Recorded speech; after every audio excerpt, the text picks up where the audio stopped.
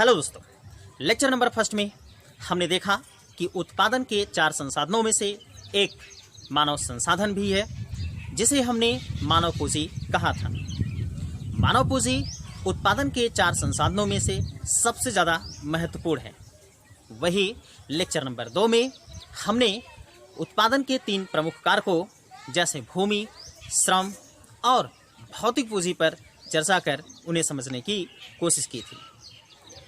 आज संसाधन के रूप में लोग के इस अध्याय में हम मानव संसाधन, मानव पूंजी और बेरोजगारी जैसे विषयों पर चर्चा कर इनसे जुड़े मुद्दों और चिंताओं को समझने की कोशिश करेंगे। आज का यह लेक्चर शुरू करने से पहले हम आपको बता दें कि एनसीईआरटी क्लास 9th इकोनॉमिक्स के सब्जेक्ट में 4 चैप्टर हैं, 4 अध्याय हैं, जिसमें से यदि प्रत्येक चैप्टर पर 1-1 घंटे का लेक्चर दिया जाए तो 4 लेक्चर में आपके चारों चैप्टर समाप्त हो सकते हैं, जिसमें आपकी बेसिक समझ भी थोड़ी बहुत बन जाएगी। लेकिन आपकी गहरी समझ बन सके, इसके लिए कम से कम 1-1 घंटे की 2 वीडियोस प्रत्येक टॉपिक पर अर्थात प्रत्येक अध्याय पर होनी चाहिए, तभी जा करके आपको इकोनॉमिक्स की बेसिक समझ से लेकर के गहरी समझ और इकोनॉमिक्स जैसे विषयों पर पकड़ बन सकेगी। इसलिए दोस्तों, हमने भी यही तरीका अपनाया है कि प्रत्येक चैप्टर पर कम से कम 1-1 घंटे का 2 लेक्चर दिया जाए। दोस्तों, आज बहुत सारी बातें होगी, तो चलिए शुरू करते हैं। आज एक नए टॉपिक को नए ढंग से और नए तरीके से समझने की कोशिश करते हैं, जिसका रिलेवेंस आपके पिछले 2 टॉपिक जो समाप्त हो चुके हैं, फर्स्ट चैप्टर के 2 टॉपिक समाप्त किए जा चुके हैं, उनसे हैं। यदि आप उन वीडियोस को नहीं देखे हैं, फर्स्ट लेक्चर और सेकंड लेक्चर को, तो थर्ड लेक्चर आपको समझने में थोड़ी सी परेशानी होगी। इसलिए आप क्या करें, पहले फर्स्ट और सेकंड लेक्चर को देख लें, इसके बाद थर्ड लेक्चर को देखें। एक क्रम से देखेंगे तो क्रम से दिमाग में सारे कॉन्सेप्ट फिट होते चले जाएंगे। तो चलिए बिना देर किए हुए शुरू करते हैं। आज का यह अपना टॉपिक संसाधन के रूप में लोग, अध्याय नंबर 2 है। गुड मॉर्निंग दोस्तों, मैं आपका अपना दोस्त और आप देख रहे हैं 3B सर की MTIS क्लासेस। दोस्तों, पिछले लेक्चर यानी लेक्चर सेकंड में हमने आपसे एक क्वेश्चन पूछा था कि क्या HYV बीज का उपयोग करके खेती करनी चाहिए या नहीं करनी चाहिए, जब इससे भूमि, जल जैसी अनेक पर्यावरणीय संसाधनों की क्षति होती है। तो इस पर आप लोगों में से 3 से 4 लोगों ने हमारे व्हाट्सएप नंबर पर सेंड किया अपने उत्तर को। हमें खुशी हुई इस बात की कि कुछ लोग ऐसे हैं जो अपने उत्तरों को या अपनी पढ़ाई को लेकर के काफ़ी संजीदा हैं, काफ़ी चिंतित हैं, काफ़ी मोटिवेट हैं। दोस्तों, अगर इस पर हम बात करें तो हम ये कभी भी मना नहीं कर सकते कि HYV बीजों का उपयोग करके हमें खेती नहीं करनी चाहिए। क्यों? वो इसलिए क्योंकि यदि हम इसका उपयोग करना बंद कर देंगे तो खाद्यान्न के संकट जो हैं, खाद्यान्न की जो समस्या है, आज़ादी से पहले या आज़ादी के बाद जो हमारे पास पहले समस्या थी, वही समस्या फिर से उत्पन्न हो जाएगी। इसलिए हमें बिल्कुल भी इसको रोकने की या इसे बैन करने की ज़रूरत नहीं है, बल्कि हमें इसके उपयोग के साथ साथ रासायनिक खादों का उपयोग और रासायनिक उर्वरकों का उपयोग कम करने की ज़रूरत है। हमें जैविक खादों का उपयोग ज़्यादा से ज़्यादा करने की ज़रूरत है। हमें जैविक खादों को बढ़ावा देना चाहिए, ताकि जो प्रत्येक किसान है अपने खेतों में जैविक खादों का उपयोग ज़्यादा से ज़्यादा करे रासायनिक खादों के स्थान पर। वही हमें बहुविध फसल प्रणाली के माध्यम से खेती को भी बढ़ावा दिया जाना चाहिए, या हमें किसानों को मोटिवेट करना चाहिए, किसानों को जागरूक करना चाहिए कि वह बहुविधि फसल प्रणाली के माध्यम से अनाजों का उत्पादन करे, जिससे भूमि की उर्वरता और भौम जल जैसे संकटों से निपटा जा सकता है। तो ये था आपका उत्तर। दोस्तों, आज का टॉपिक शुरू करते हैं हम। आज का टॉपिक जो है, पाठ का नाम जो है, अध्याय है 3 और अध्याय का नाम है संसाधन के रूप में लोग। आज का यह चैप्टर है संसाधन के रूप में लोग। संसाधन के रूप में लोगों की अगर हम बात करें तो इसके लिए हमें दो टर्मिनोलॉजी को सीखने की जरूरत पड़ेगी। यदि हम पहले शब्द की बात करें तो पहले शब्द में हम सिर्फ इसी टॉपिक को उठा सकते हैं, यहां पर लिख सकते हैं संसाधन के रूप में लोग। चलो यही लिख देते हैं, संसाधन के रूप में लोग। तो दो टर्मिनोलॉजी में फर्स्ट टर्मिनोलॉजी है, फर्स्ट शब्द जो है वह है संसाधन के रूप में लोग, और सेकंड शब्द जो है वह आप उसे कर सकते हैं परिसंपत्ति। ये देखिए, जिसकी मीनिंग होती है एसेट्स।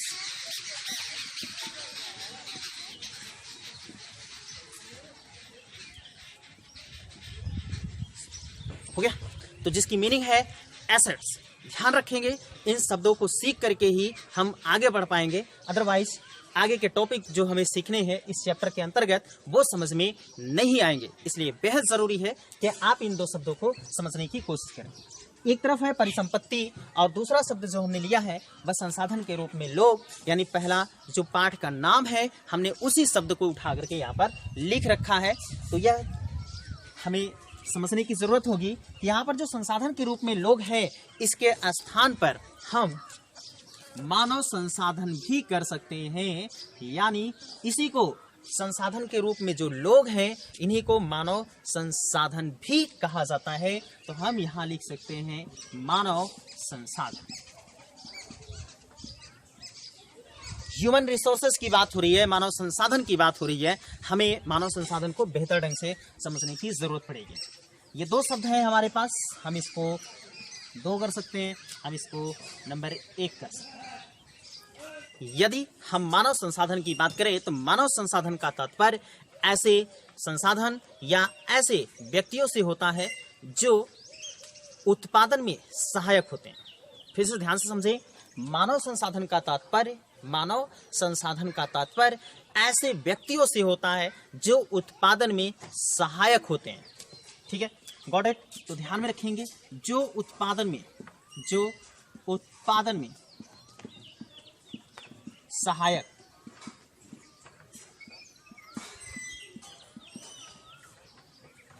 तो मानव संसाधन का तात्पर्य ऐसे व्यक्तियों से होता है जो उत्पादन में सहायक होते हैं। ध्यान में रखें, उत्पादन हमने बहुत पहले भी पढ़ रखा था कि उत्पादन दो चीजों का किया जाता है, वस्तु का और सेवा का।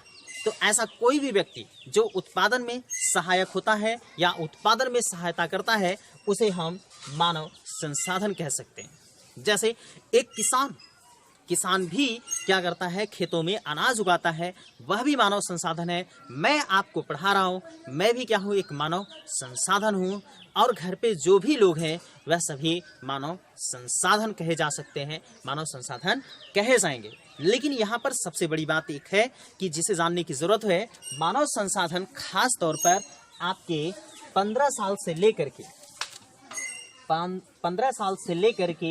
15 वर्ष से लेकर के लगभग 60 वर्ष के बीच के होते हैं।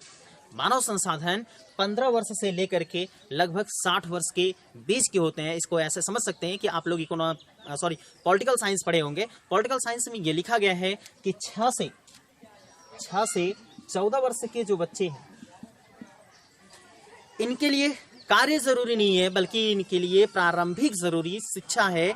इन्हें हर फैमिली की जरूरत बनती है, हर फैमिली की यह जिम्मेदारी बनती है कि वह अपने 6 से 14 साल तक के बच्चों को शिक्षा दिलवाए। इसीलिए सरकार ने मुफ्त इसके लिए सर्व शिक्षा अभियान भी चला रखा है ताकि बच्चों को मुफ्त शिक्षा प्राप्त हो सके। हम यहाँ पर 6 से लेकर के 14 साल तक के बच्चों की गणना नहीं करते हैं, यही वजह है। ठीक है, तो यहाँ पर मानव संसाधन की हम बात करेंगे तो मानव संसाधन का तात्पर्य ऐसे व्यक्तियों से होता है जो उत्पादन में सहायक होते हैं। उत्पादन किन चीजों का किया जाता है, ध्यान में रखें, पहले भी डिफिनेशन हमने इसको लिख रखा था। उत्पादन हम उन चीजों का करते हैं जिनकी हमें जरूरत होती है, जिनसे हमारी आजीविका चल सके, जिनकी हमें जरूरत होती है, हम उनका उत्पादन करते हैं। Got it. जैसे अगर हम बात करें, एक डॉक्टर जो है, एक डॉक्टर क्या करता है, डॉक्टर भी उत्पादन करता है, एक अध्यापक जो है वह भी उत्पादन करता है। डॉक्टर जो है वो किसी की सेवा करता है जिससे वह उत्पादन करता है, यानी सेवा का उत्पादन करता है। एक अध्यापक सेवा का उत्पादन करता है और उससे जो कुछ भी उसको फीस के रूप में मिलती है उससे वह अपनी ज़रूरत की स्थितियों को या ज़रूरत की चीज़ों को पूरा करता है। कहने का तात्पर्य है कि उत्पादन हम उन्हीं चीज़ों का करते हैं जिनकी हमें ज़रूरत होती है, जिनकी हमें ज़रूरत नहीं होती है हम उनका उत्पादन करना बंद कर देते हैं। Got it? तो ध्यान में रखेंगे इस बात को। तो यहाँ पर ध्यान में रखें कि मानव संसाधन का तात्पर्य ऐसे व्यक्तियों से होता है जो उत्पादन में सहायक होते हैं, जो किसी भी चीज़ का उत्पादन करते हैं, हम उन्हें मानव संसाधन कह सकते हैं। अब यहाँ पर एक बात को ध्यान में रखें, जैसे अगर हम इसको एक उदाहरण के माध्यम से एक्सप्लेन करने की कोशिश करें, एक उदाहरण के माध्यम से समझने की कोशिश करें, तो आप सोच सकते हैं कि यदि एक परिवार में 5 व्यक्ति हैं, तो उन परिवार में जो 5 व्यक्ति हैं या 5 सदस्य हैं, किसी भी कार्य को करने के लिए वो जल्दी कर सकते हैं या कई कार्यों को वो लोग एक साथ कर सकते हैं। जैसे अगर हम बात करें मिट्टी का तेल लेने के लिए, केरोसिन का तेल लेने के लिए अगर लाइन में लगना है तो एक व्यक्ति उस लाइन में लग सकता है, बाकी दूसरा व्यक्ति जाकर के खेतों में काम कर सकता है, तीसरा व्यक्ति घर पे रह करके खाना पीना बना सकता है। ऐसे आदि सभी लोग अलग अलग कामों को अंजाम दे सकते हैं, पूरा कर सकते हैं। इसका मतलब ये हुआ कि अगर मानव संसाधन ज़्यादा है तो उत्पादन भी ज़्यादा होगा। समझ में आ रहा नहीं आ रहा? ठीक है, मानव संसाधन ज़्यादा होगा तो उत्पादन भी ज़्यादा होगा, इस बात को आप ध्यान रखेंगे। तो यहाँ पर जो है मानव संसाधन का तात्पर्य यानी संसाधन के रूप में लोगों की जो बात है ये दरअसल है मानव संसाधन। ठीक है, गॉट इट? तो मानव संसाधन में खास तौर पर वे व्यक्ति शामिल किए जाते हैं जो उत्पादन में सहायक होते हैं, और उत्पादन में जो सहायक होते हैं उनकी उम्र लगभग 15 से 60 साल के बीच में होती है, ऐसा माना जाता है। क्योंकि जो बहुत वृद्ध हो जाएंगे, 80 साल के, 85 साल के, 75 साल के, वो लोग बहुत कम काम करते हैं या बहुत कम उत्पादन करते हैं, वो नौकरी से, पैसे से जो होते हैं रिटायर भी हो जाते हैं, इसलिए उनको जोड़ा नहीं जाता है। अब आप समझ गए होंगे। आगे देखिए, हम परिसंपत्ति की बात करते हैं। परिसंपत्ति क्या है? What is assets? परिसंपत्ति का मतलब क्या होता है? इसको समझने के लिए हम एक एग्जांपल ले सकते हैं। आप यहाँ पर देख सकते हैं परिसंपत्ति। अगर हम इसकी बात करें तो परिसंपत्ति का मतलब क्या होता है कि जिन चीज़ों से हम कोई लाभ कमाएंगे उसे हम अपनी परिसंपत्ति कह सकते हैं। इसको समझने के लिए आप ऐसे समझें कि बैंक द्वारा दिया गया ऋण, बैंक द्वारा दिया गया ऋण,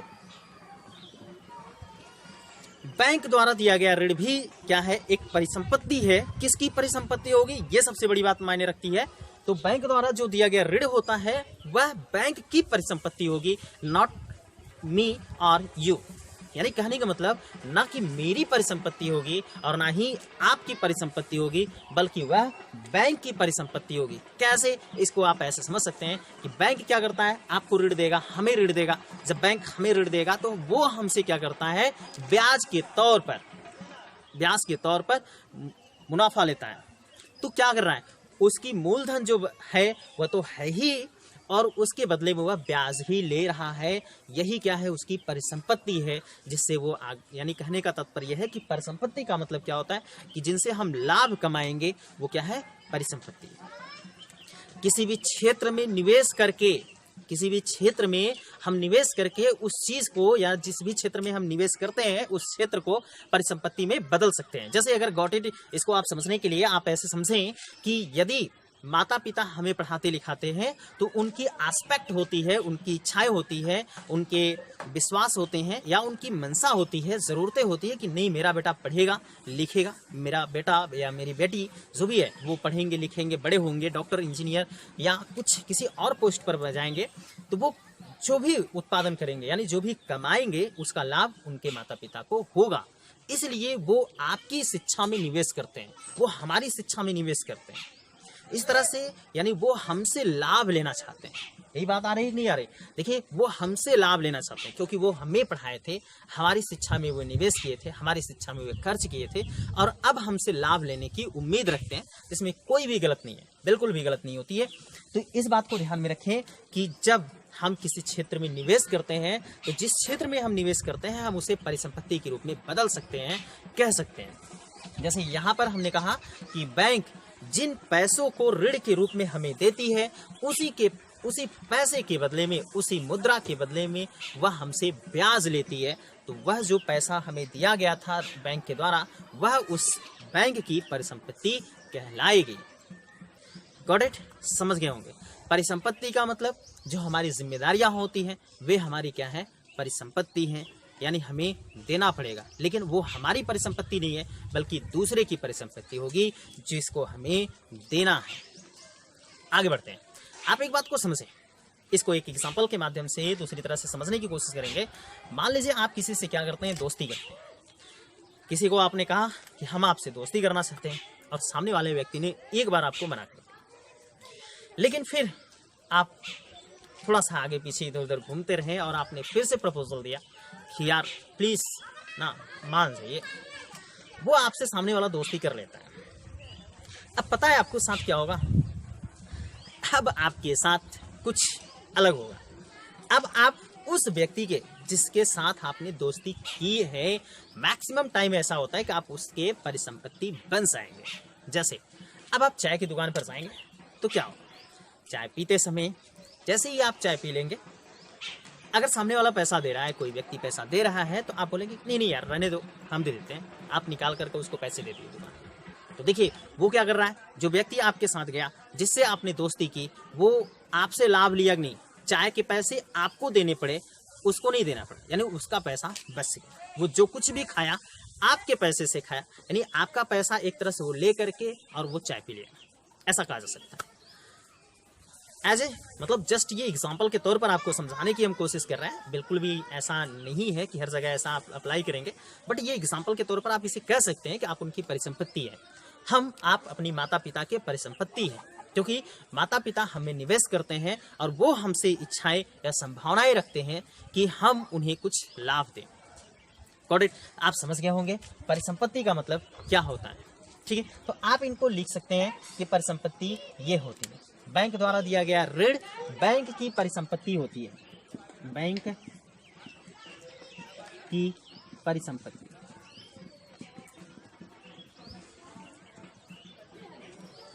ठीक है, बच्चा जो है वो अपने माता पिता की परिसंपत्ति।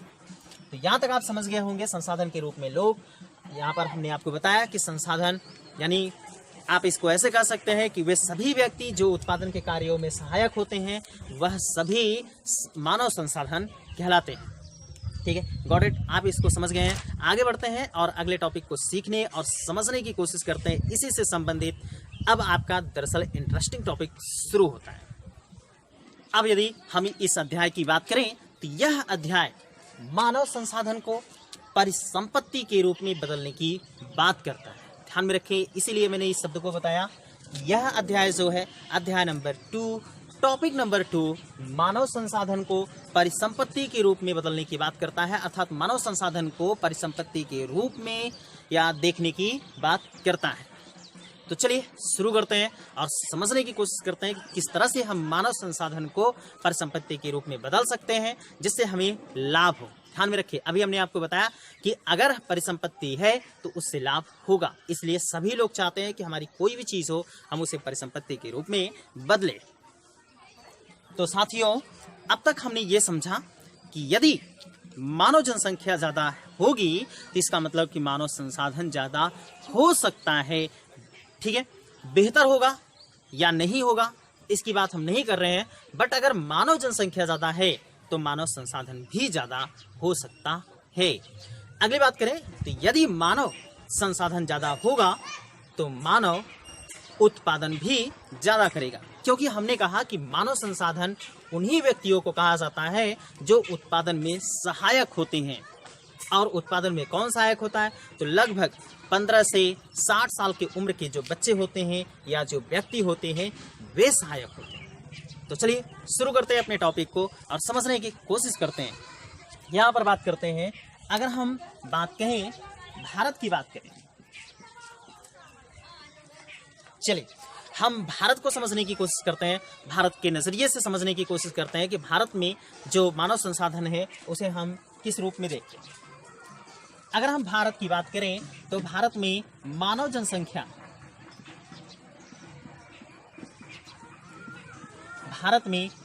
जनसंख्या, यानी युवा वर्ग जो है वह बहुत ज्यादा है।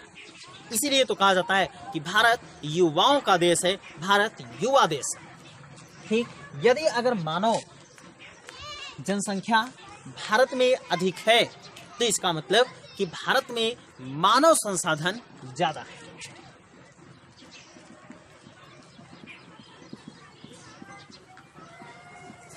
ध्यान में रखें भाई कि अगर हम ऊपर की तरफ तीर लगा रहे हैं तो इसका मतलब ये हुआ कि ज्यादा की बात हो रही है। अगर नीचे की तरफ तीर लगाएंगे तो कम की बात होगी। इस बात को ध्यान में रखेंगे। तो मानव संसाधन क्या होगा? ज्यादा होगा। क्यों? वो इसलिए क्योंकि मानव जनसंख्या ज्यादा है भारत में। ठीक है, अब अगर मानव संसाधन ज्यादा होगा तो बताइए उत्पादन ज्यादा होगा कि नहीं होगा? उत्पादन ज्यादा होगा या कम होगा? तो जाहिर सी बात है जी हाँ। कमेंट करना चाहिए आप लोगों को, आपको कमेंट करके बताना चाहिए कि मानव संसाधन अगर ज्यादा है तो मानव उत्पादन ज्यादा हो सकता है कि नहीं हो सकता, उत्पादन ज्यादा हो सकता है कि नहीं हो सकता है। तो आप लोगों ने अभी देखा था कि मानव संसाधन हम उन्हीं को कहते हैं जो उत्पादन में सहायक होते हैं। तो जब मानव संसाधन ज्यादा है तो उत्पादन भी ज्यादा हो। Got it? और ध्यान में रखेंगे यदि उत्पादन ज्यादा होता है तो देश की जीडीपी में वृद्धि होगी। यदि उत्पादन ज्यादा होगा तो देश की जीडीपी में वृद्धि होगी, यानी देश की आय में वृद्धि होगी। देश विकासशील के रास्ते पर विकसित होने के रास्ते पर चल पड़ेगा। ठीक है, तो यदि उत्पादन ज्यादा होगा तो देश की जीडीपी में वृद्धि होगी। अब आप लोगों में से कई लोग ऐसे होंगे जिन्हें यह समझ में नहीं आ रहा होगा कि what's the meaning of GDP. तो याद रखें जीडीपी की मीनिंग होती है ग्रॉस डोमेस्टिक प्रोडक्ट, यानी हम यहां लिख देते हैं जीडीपी ग्रॉस डोमेस्टिक प्रोडक्ट।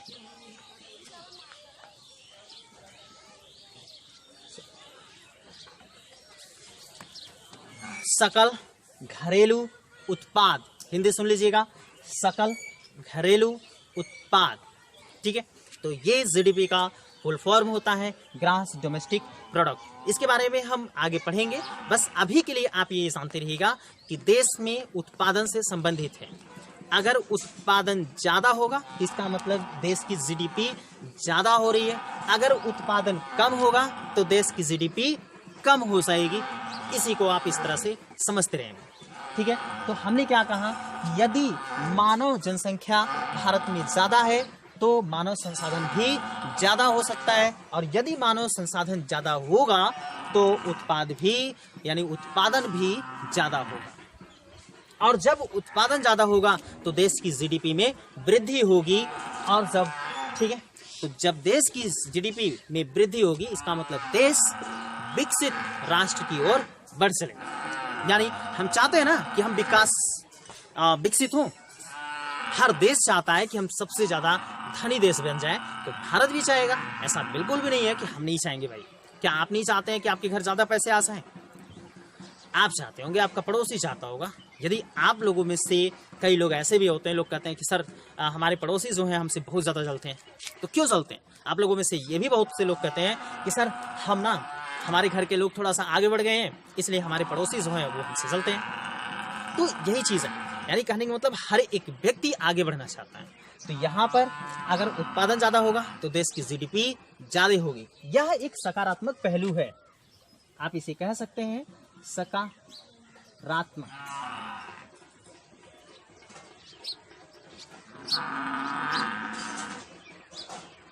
तो याद रखेंगे आप लोग, इसको ऐसे लिख सकते हैं कि यदि हम यहाँ पर भारत की बात किए हैं, भारत का एग्जाम्पल लिए, आप किसी भी देश का एग्जाम्पल ले सकते हैं, और साथ ही साथ चाहे तो चीन का, अमेरिका का, कहीं का भी ले सकते हैं।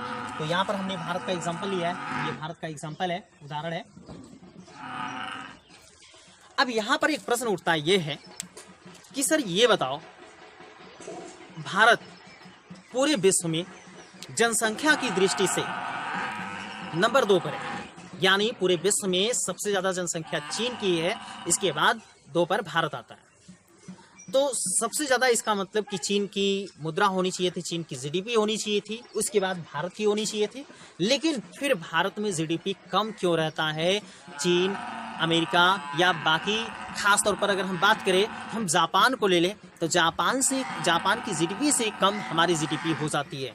और आज जापान जो कि छोटा सा देश है, कम जनसंख्या वाला देश है, फिर भी वहाँ की जो मुद्रा है या जो अर्थव्यवस्था है वो हमसे ज़्यादा है। जापान आज आपके तीसरे नंबर पे, चौथे नंबर पे, तीसरे नंबर पे, चौथे नंबर पे रहता है, और हम अभी चौथे 5वें नंबर पर बनने की कोशिश कर रहे हैं। सोच करके देखिए कि हम लोग कितना पीछे हैं, बहुत ज़्यादा पीछे हैं।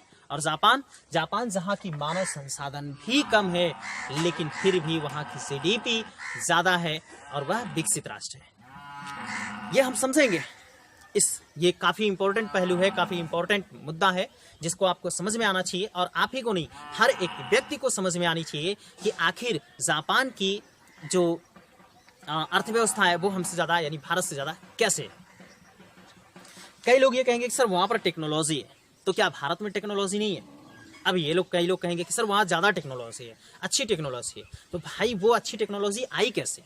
हम इस पर चर्चा करेंगे बस थोड़ी देर के बाद।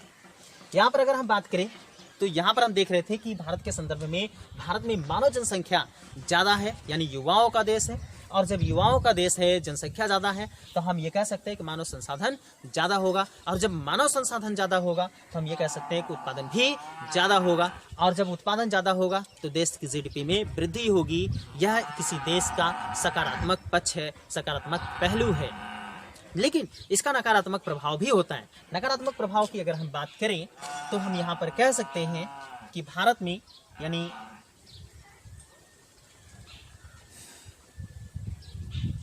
शिक्षा, स्वास्थ्य,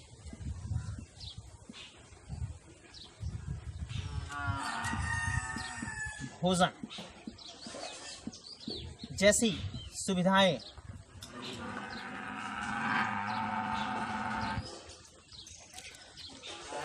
ठीक है, शिक्षा, स्वास्थ्य, भोजन जैसी सुविधाएं या जैसी सुविधाओं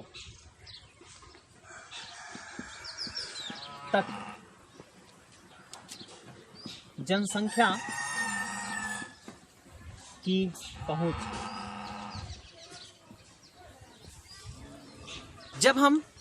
अगर हम बात कर रहे हैं कि यदि हम शिक्षा, स्वास्थ्य, भोजन जैसी सुविधाओं तक जनसंख्या की पहुंच की बात करते हैं, तो इस मामले में भारत जो है वह नकारात्मक पक्ष दर्शाता है। यानी कहने का तात्पर्य यह है कि अभी आप देख रहे होंगे कि भारत इतनी बड़ी आबादी वाला देश है, और इतनी बड़ी आबादी वाले देश में सभी लोगों को समान शिक्षा की उपलब्धता या समान शिक्षा प्राप्त करने का अवसर उपलब्ध नहीं है।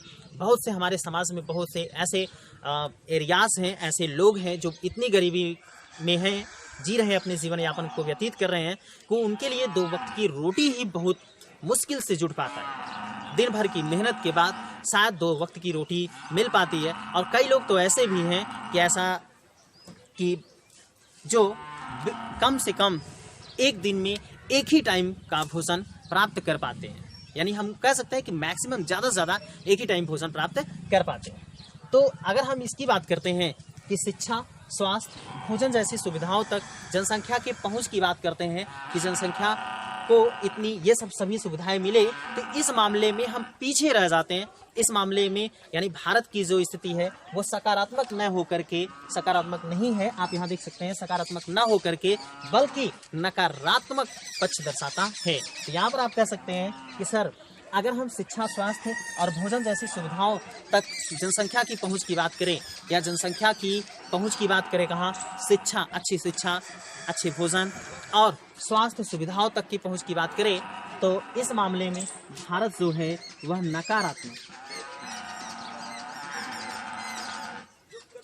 नकारात्मक पक्ष दर्शाता है। Got it? तो समझ में आ रहा है?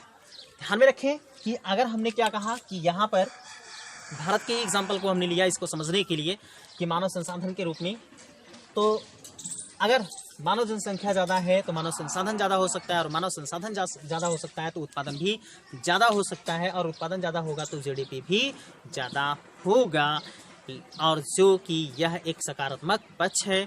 लेकिन वहीं एक नकारात्मक पक्ष भी दिखता है कि शिक्षा, स्वास्थ्य और भोजन जैसी सुविधाओं की अगर हम बात करें, सभी तक पहुंच की बात करें, इन सब चीज़ों तक, तो वहाँ पर हम नकारात्मक यानी बहुत पीछे दिखते हैं। आप जानते भी होंगे कि बहुत से समाज में ऐसे लोग हैं, हमारे भारत में बहुत से ऐसे लोग हैं जो गरीबी रेखा के नीचे जीवन यापन कर रहे हैं। उनके लिए 2 वक्त की रोटी ही बड़ी मुनासिब से, बड़ी मुश्किल से ही जुड़ पाता है। तो ये सब चीज़ों के मामले में अगर हम इनकी बात करेंगे तो नकारात्मक पक्ष होता है।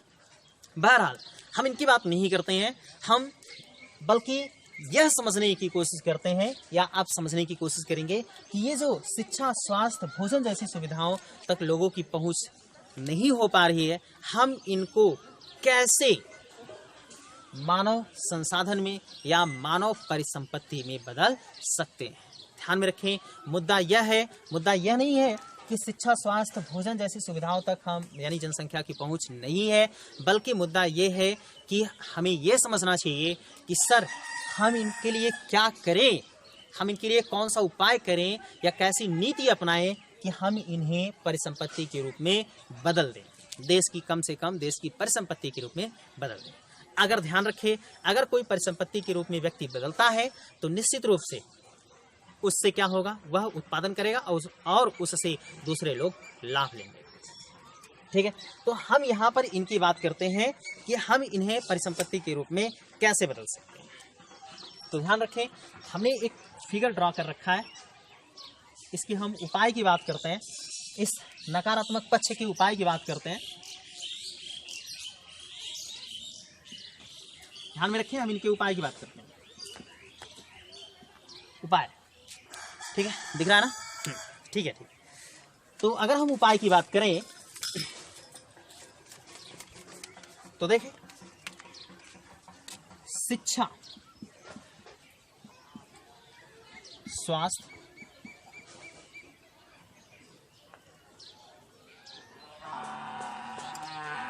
शिक्षा और स्वास्थ्य में हम निवेश करके क्या कर सकते हैं, ये है शिक्षा और स्वास्थ्य। इसमें हम निवेश करके, निवेश बढ़ा करके, निवेश दिख रहा है, गुड, हम इसमें क्या कर सकते हैं, निवेश बढ़ा करके।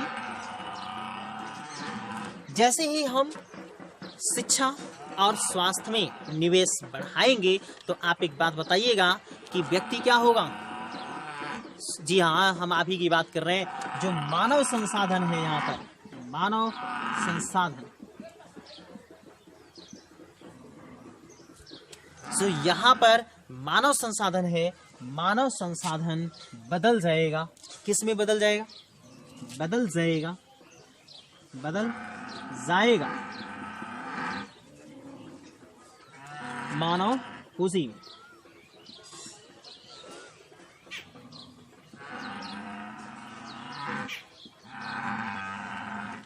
ये देखिए, इसका उपाय ये है कि अगर हमें क्या करना है, शिक्षा, स्वास्थ्य, भोजन जैसी सुविधाओं तक सबकी पहुंच की बात करनी है, यानी हमें इस गरीबी रेखा से ऊपर उठने की बात करनी है, तो हमें क्या करना है, हमें का मतलब सरकार को करना है, समाज के हर वर्ग के व्यक्तियों को करना चाहिए कि शिक्षा और स्वास्थ्य में निवेश करना चाहिए।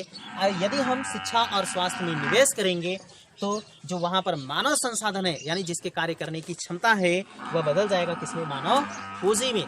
इसको इस बात से समझने की कोशिश करिएगा। देखिए, मानव संसाधन अभी हमने आपको बताया था कि 15 साल से लेकर के 60 साल की उम्र के जो भी व्यक्ति होते हैं वह सभी मानव संसाधन होते हैं। Got it? इतना तो आपको समझ में आया होगा कि 15 साल से लेकर के 60 साल तक के जो व्यक्ति होते हैं वो मानव संसाधन होते हैं। यहाँ पर मानव पूंजी की बात हो रही है। यदि कोई मानव संसाधन है तो वह एक बार में जब उत्पादन करेगा तो उसके उत्पादन करने की क्षमता थोड़ी कम होगी देन कंपैरिजन मानव पूंजी की अपेक्षा यदि कोई मानव संसाधन उत्पादन करता है तो उसकी क्षमता कम होगी। जैसे आप इसको समझिए और समझने की कोशिश करिए। अगर हम बात करें एक व्यक्ति की जो पढ़ा लिखा नहीं है, तो जो पढ़ा लिखा नहीं है वो अगर उत्पादन करता है, उत्पादन करने का मतलब कोई भी काम करता है, तो उस काम में कुछ लोगों की मदद कर पाएगा, या एक बार में 1-2 लोगों की मदद कर पाएगा, या एक समय में सिर्फ अपनी मदद कर सकता है, अपने लिए उत्पादन कर सकता है। लेकिन एक डॉक्टर की बात करें, एक शिक्षक की बात करें, तो जो एक डॉक्टर और एक शिक्षक होते हैं, आप देखते हैं कि एक डॉक्टर जो है हॉस्पिटल में कई मरीजों को एक ही साथ देखता है। सुबह में आएगा, 1 घंटे आधे घंटे में कई मरीजों को 10, 20, 25, 50 मरीजों को देख करके चला जाता है। फिर वहीं पर एक टीचर की बात करें तो एक टीचर क्या करता है, लगभग सैकड़ों हजारों विद्यार्थियों को एक दिन में पढ़ा लेता है, ट्यूशन दे लेता है, स्कूलों कॉलेजों में वो एजुकेशन शिक्षा दे सकता है, और इस तरह से वह क्या करता है, उत्पादन करता है सेवा के माध्यम से। यानी कहने का मतलब ये था कि यदि हम शिक्षा और स्वास्थ्य में निवेश को बढ़ाएंगे तो जो वहाँ पर मानव संसाधन होगा, मानव संसाधन बदल जाएगा मानव पूंजी। याद रखें, मानव पूंजी हमने शुरुआत में पहले लेक्चर में, फर्स्ट लेक्चर में हमने आपको बताया था कि मानव पूंजी वह होता है जो उत्पादन के 3 संसाधनों जैसे भूमि, श्रम और भौतिक पूंजी को मिला करके संगठित करके उत्पादन करने का कार्य करता है। ठीक है, गॉट इट। तो ये है मानव पूंजी। यदि व्यक्ति के अंदर, मानव पूंजी का मतलब क्या है, ज्ञान और कौशल से होता है। जिस व्यक्ति के अंदर ज्ञान और कौशल होता है वही व्यक्ति मानव पूंजी कहलाता है। अब एक बात बताइए कि यदि हम किसी व्यक्ति को शिक्षा ना दे, कौशल ना दे, तो क्या वह व्यक्ति मानव पूंजी के रूप में बदल सकता है? पॉसिबल नहीं, हो ही नहीं सकता। तो इसलिए हमें क्या करना है, यदि मानव को मानव पूंजी के रूप में बदलना है तो उसे हमें क्या करना है, शिक्षा और स्वास्थ्य में निवेश करके हम कर सकते हैं। यही वजह है कि सरकार इस समय कई स्कूलों और कॉलेजों के लिए, जैसे अगर हम बात करें तो 6 से 14 वर्ष तक के बच्चों के लिए सरकार के द्वारा शिक्षा फ्री कर दी गई है। वही अगर हम दूसरी तरफ बात करें तो मानव संसाधन को मानव पूंजी में बदलने के लिए ही हमने स्कॉलरशिप ऐसी व्यवस्था की है, ताकि वे गरीब तबके के लोग जो अपने बच्चों को शिक्षा नहीं दे पाते हैं, कम से कम वो उसी माध्यम से या इसी माध्यम से क्या करें, बच्चों को शिक्षा दें और बच्चे जो हैं वह मानव पूंजी में बदल सके। याद रखें, यदि कोई व्यक्ति मानव पूंजी में बदलेगा तो उसके उत्पादन करने की क्षमता बढ़ जाएगी। और याद रखें कि यदि उत्पादन कोई भी व्यक्ति करता है तो उसका सिर्फ और सिर्फ उसी को लाभ नहीं होता है, बल्कि समाज के हर वर्ग के, हर तबके के व्यक्ति को लाभ होता है। जैसे आज मैं क्या कर रहा हूँ, मैंने शिक्षा में निवेश किया, तो आज शिक्षा में निवेश करने की वजह से ऐसा नहीं है कि इसका लाभ सिर्फ मुझे है। आप वीडियो देख रहे हैं तो इस वीडियो का लाभ आपको भी होगा, आप इस वीडियो से लाभ आप भी उठा सकते हैं। तो ये है मानव पूंजी। तो मानव पूंजी का जब भी अगर हम किसी वस्तु को या किसी व्यक्ति को मानव पूंजी के रूप में किसी वस्तु को नहीं बल्कि किसी व्यक्ति को जैसे ही हम मानव पूंजी के रूप में विकसित करते हैं तो उससे सिर्फ धनी व्यक्तियों को या बड़े व्यक्तियों को ही लाभ नहीं होता है, बल्कि उन व्यक्तियों को भी लाभ होता है जो स्वयं उसका उपभोग नहीं कर सकते थे। आगे बढ़ते हैं। आप ये समझ गए होंगे, यानी अगर हमें इन समस्याओं को दूर करना है, शिक्षा स्वास्थ्य जैसी सुविधाओं तक सबकी पहुंच बनानी है, तो इसके लिए हमें पहले क्या करना होगा, शिक्षा में और स्वास्थ्य में निवेश को बढ़ाना होगा। और ध्यान रखें, आप भी कर सकते हैं, गांव में जागरूक करके कर भी सकते हैं। और कई ऐसे माता पिता हैं जो अपने बच्चों को, यानी खास तौर पर बेटियों को शिक्षा के लिए मना कर देते हैं। तो उनको ये याद रखना चाहिए कि यदि हम अपने बच्चों को शिक्षा ग्रहण करवाएंगे, शिक्षा दिलवाएंगे, तो निश्चित रूप से वो मानव पूंजी में बदल जाएंगे। और जिस दिन वो मानव पूंजी में बदलेंगे उनके उत्पादन करने की क्षमता बढ़ जाएगी। इसलिए हर माता पिता की यह जिम्मेदारी बनती है कि वह अपने बच्चों को या अपने बच्चों के शिक्षा और स्वास्थ्य में निवेश करें। Got it? अब तक हमें लगता है कि आप समझ गए होंगे। तो ये इसका सुझाव था, यानी ये इसकी समस्याओं को दूर करने का एक तरीका था। आप इसका स्क्रीनशॉट ले सकते हैं या फिर जल्दी से लिख सकते हैं। तो दोस्तों, हो गया होगा, जल्दी करिए। आप लिख चुके होंगे, स्क्रीनशॉट भी ले चुके होंगे। तो ध्यान में रखें कि यदि आप लिखते रहते हैं तो कम से कम यदि आपको देर हो तो स्क्रीनशॉट लेकर के आप बाद में लिख लिया करिए। लेक्चर को अच्छे से समझा करिए, समझने की कोशिश किया करिए। हाँ, यहाँ पर यदि हम बात करें मानव पूंजी की, तो मानव पूंजी को हम कह सकते हैं कि मानव पूंजी भौतिक पूंजी के समान होता है। मानव पूंजी भौतिक पूंजी के समान होता है। यानी हम यहाँ पर कह सकते हैं कि मानव पूंजी, चलिए यहाँ लिख देते हैं, मानव पूंजी भौतिक पूंजी के समान होता है। दिख रहा है? ठीक है। तो आप लोगों में से जिनको ना दिख रहा हो हम बोल देते हैं कि यानी मानव पूंजी जो हमने कहा कि यहाँ पर यदि हम निवेश करते हैं शिक्षा और स्वास्थ्य में, तो मानव संसाधन जो है, मानव संसाधन बदल जाएगा किसमें? मानव पूंजी में। और मानव पूंजी जो काम करता है यानी मानव पूंजी भौतिक पूंजी के समान होता है। यानी भौतिक पूंजी क्या होती है? तो पहले लेक्चर में, इसलिए मैंने आपसे कहा था कि पहला लेक्चर जो है वो बहुत इंपॉर्टेंट है। तो पहला लेक्चर जो था, पहला लेक्चर में हमने ये सीखा था कि भौतिक पूंजी वह सभी भौतिक पूंजी के अंतर्गत वे सभी मदें आती हैं जिनका उपयोग करके हम क्या करते हैं? अपनी आमदनी को बढ़ा सकते हैं या उत्पादन करते हैं। जैसे अगर आपको हम इसमें बात करें तो मशीन जो हुए ट्रैक्टर, किसान के छोटे हल से लेकर के बड़े टरबाइन वगैरह जो भी मशीन आज चलते हैं, सुपर कंप्यूटर वगैरह, वे सभी भौतिक पूंजी के अंतर्गत आएंगे। मुद्रा वगैरह, कच्चा माल, ये सभी भौतिक पूंजी के अंतर्गत आते हैं। तो वहाँ पर हमने देखा था इनसे भी हम लाभ ही लेते हैं, लाभ कमाते हैं, तो वही काफ़ी दीर्घकालिक समय में भी। तो यहाँ पर भी है मानव पूंजी, यानी यदि हम क्या करते हैं? शिक्षा में निवेश को बढ़ाते हैं, तो शिक्षा में निवेश बढ़ाएंगे तो जो यहाँ पर मानव संसाधन है, मानव संसाधन बदल जाएगा आपके मानव पूंजी में, और मानव पूंजी भौतिक पूंजी के समान होता है। इसलिए अगर भौतिक पूंजी लाभ दे सकता है तो मानव पूंजी भी लाभ ही देगा। Got it? ठीक है। लेकिन हमने ये भी समझने की कोशिश किया था कि ध्यान में रखें कि मानव पूंजी जो होता है, मानव पूंजी भौतिक पूंजी से ज्यादा इंपॉर्टेंट होता है, ज्यादा महत्वपूर्ण होता है, क्योंकि मानव पूंजी स्वयं अपने विवेक से कुछ उपयोग कर सकता है, स्वयं अपने विवेक से कुछ कार्य कर सकता है। बट भौतिक पूंजी और जो भूमि श्रम है, ये अपने आप स्वयं खुद का उपयोग नहीं कर सकते। अर्थात अब आप तो ये लिख चुके होंगे। अब यहाँ पर हम आपको बताते हैं कि इसको एक डायग्राम के माध्यम से आप कैसे समझ सकते हैं। ठीक है, याद है, थोड़ा छोटा छोटा लिखेंगे भाई, आप देख लीजिएगा, समझ लीजिएगा। तो हमने लिखा कि यदि हम निवेश की बात करें, दिख रहा है?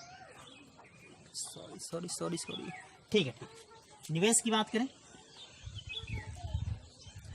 तो यदि हम निवेश कहाँ बढ़ाते हैं, ये देखिएगा, निवेश हमने बढ़ा दिया, थोड़ा ऊपर लिखते हैं। डिजिटल बोर्ड नहीं है भाई, इसलिए क्या करें, समस्या तो ये रहेगी ही। नहीं तो डिजिटल बोर्ड होता तो स्क्रीन को ऊपर कर लेते हैं और फिर सिखा लेते हैं जल्दी से, अच्छा भी लगता। तो यहाँ पर हम शिक्षा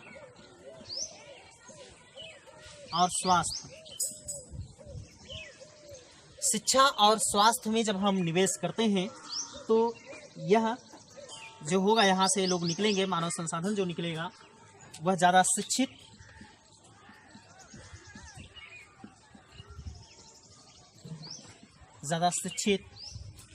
प्रशिक्षित। हमने बार बार आपको बताया कि यदि हम ऊपर की तरफ तीर लगाते हैं, इसका मतलब ये हो रहा है कि कोई चीज़ बढ़ रही है। ठीक है, तो ज़्यादा शिक्षित और प्रशिक्षित, या फिर हम इनकी बात करें, हम या कर सकते हैं, या ऐसे ही कर लें, स्वस्थ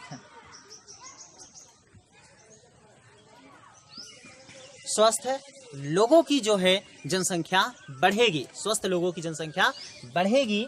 और जब ऐसे लोगों की जनसंख्या बढ़ेगी तो ध्यान में रखें, हमने क्या कहा, शिक्षित लोगों की जनसंख्या बढ़ रही है, यानी पढ़े लिखे लोगों की जनसंख्या बढ़ रही है, प्रशिक्षित लोगों की जनसंख्या बढ़ रही है, जो स्वस्थ हैं, हिष्ट पुष्ट जो है, उनकी जनसंख्या अगर बढ़ रही है, तो ऐसे लोगों की अगर जनसंख्या बढ़ेगी तो निश्चित रूप से उत्पादन बढ़ेगा, उत्पादकता बढ़ेगी। तो हम कह सकते हैं उत्पादकता में वृद्धि होगी। दिख रहा है? तो उत्पादकता में क्या होगी, वृद्धि होगी। और जब यहाँ पर हम आपको बता देते हैं, यहीं पर ऊपर तीर लगा करके, ये देखिए रेड पेन से लिख रहे हैं आप, इसको ब्लैक पेन से जो है वो अलग है, और यहाँ रेड पेन से जो है ये अलग हम लिख रहे हैं, तो आप इस बात को जानते रहेंगे। तो उत्पादकता जो होगी, उत्पादकता में वृद्धि होगी। और इस उत्पादकता का लाभ सिर्फ ऐसा नहीं है कि समाज के जो अमीर व्यक्ति हैं उन्हीं को हो, या जो शिक्षित व्यक्ति हैं उन्हीं को हो। इसका लाभ शिक्षित, अमीर, व्यक्तियों के साथ साथ समाज के हर उस व्यक्ति तक पहुंचेगा जो व्यक्ति स्वयं इसका उपभोग या जो व्यक्ति स्वयं इसका लाभ नहीं ले सकता था। तो याद रखें, तो इसलिए यहाँ पर आप ये सब सुझाव वगैरह दे सकते हैं। तो चलिए हम जल्दी से मिटाते हैं और यहाँ पर हम ऊपर तीर लगा करके कुछ लिख देते हैं ताकि आप समझ जाएं। आप यहाँ पर ऊपर सब कुछ सीख ही गए हैं, समझ ही गए हैं। हम यहाँ पर बात कर रहे थे इनको कि इसके बाद हम लोग ये लिख रहे हैं, तो आप इनको मिटा सकते हैं। सॉरी आप ना हम मिटाएं भाई, हम मिटा लेते हैं, है ना।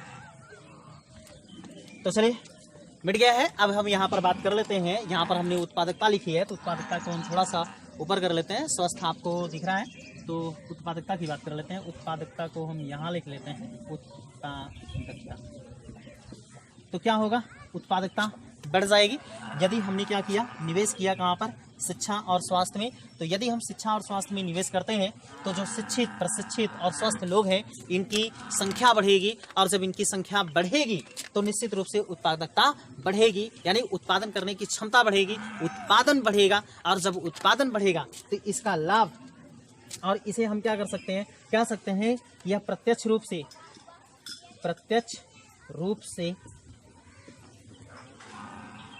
देखा जा सकता है।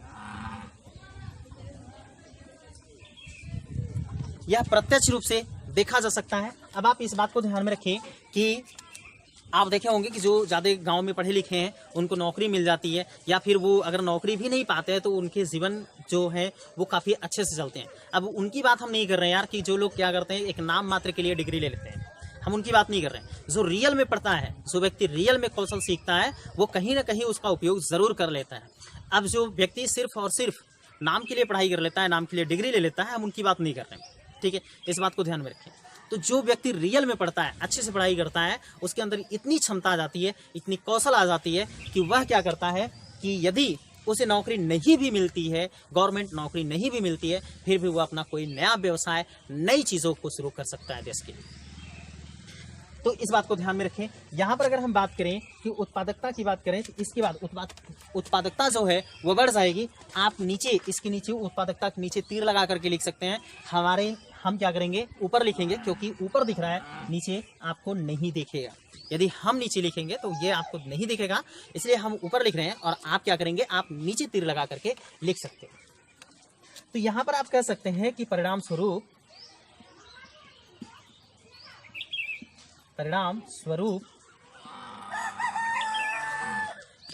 इसकी स्थिति जो है वह आप इस कह सकते हैं कि जो व्यक्ति शिक्षित होगा, प्रशिक्षित होगा, स्वस्थ होगा, उसकी उच्च आय होगी, उच्च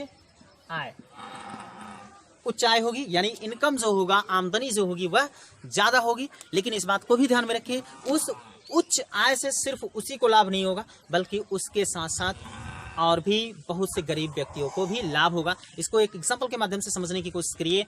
यदि अगर मान लीजिए कि आपके पास करोड़ों रुपए आ गए, ठीक है, या 25-50 लाख रुपए आ गए, तो आप क्या करेंगे। 1 करोड़ रुपए आ गए तो जाहिर सी बात है आप सोचेंगे कि यार कुछ अच्छा करें। ऐसा तो है नहीं कि आप उस पैसे को रख देंगे और रख करके बस देखेंगे। नहीं, देख ही ले पैसा कहाँ है, ऐसा करेंगे क्या? हमें तो नहीं लगता आप करेंगे। आप लोगों में से कुछ लोग ऐसे होंगे कि सर हम देखेंगे, तो कर सकते हैं, हम इसकी बात नहीं कर रहे हैं।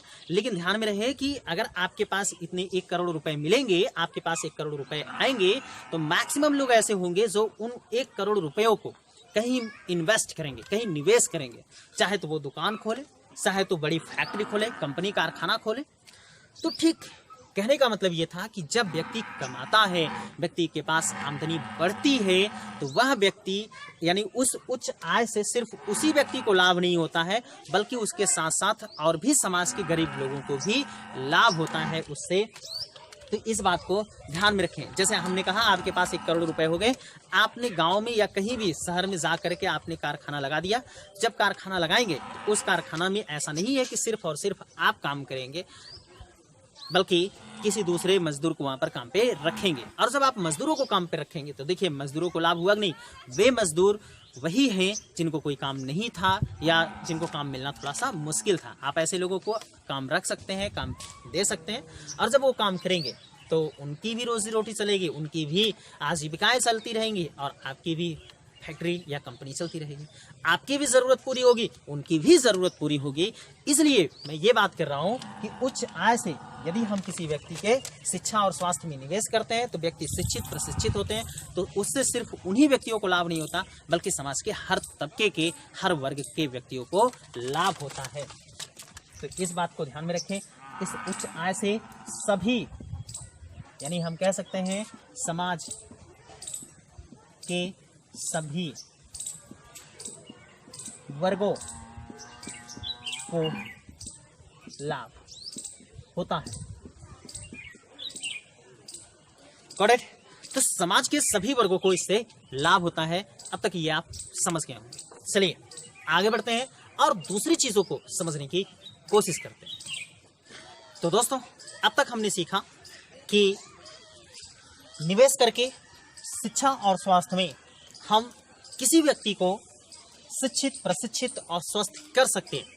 और यह ध्यान रहे कि जब हम व्यक्ति को शिक्षित, प्रशिक्षित और स्वस्थ करते हैं तो उनके उत्पादक यानी उत्पादन करने की क्षमता जो है वो बढ़ जाती है।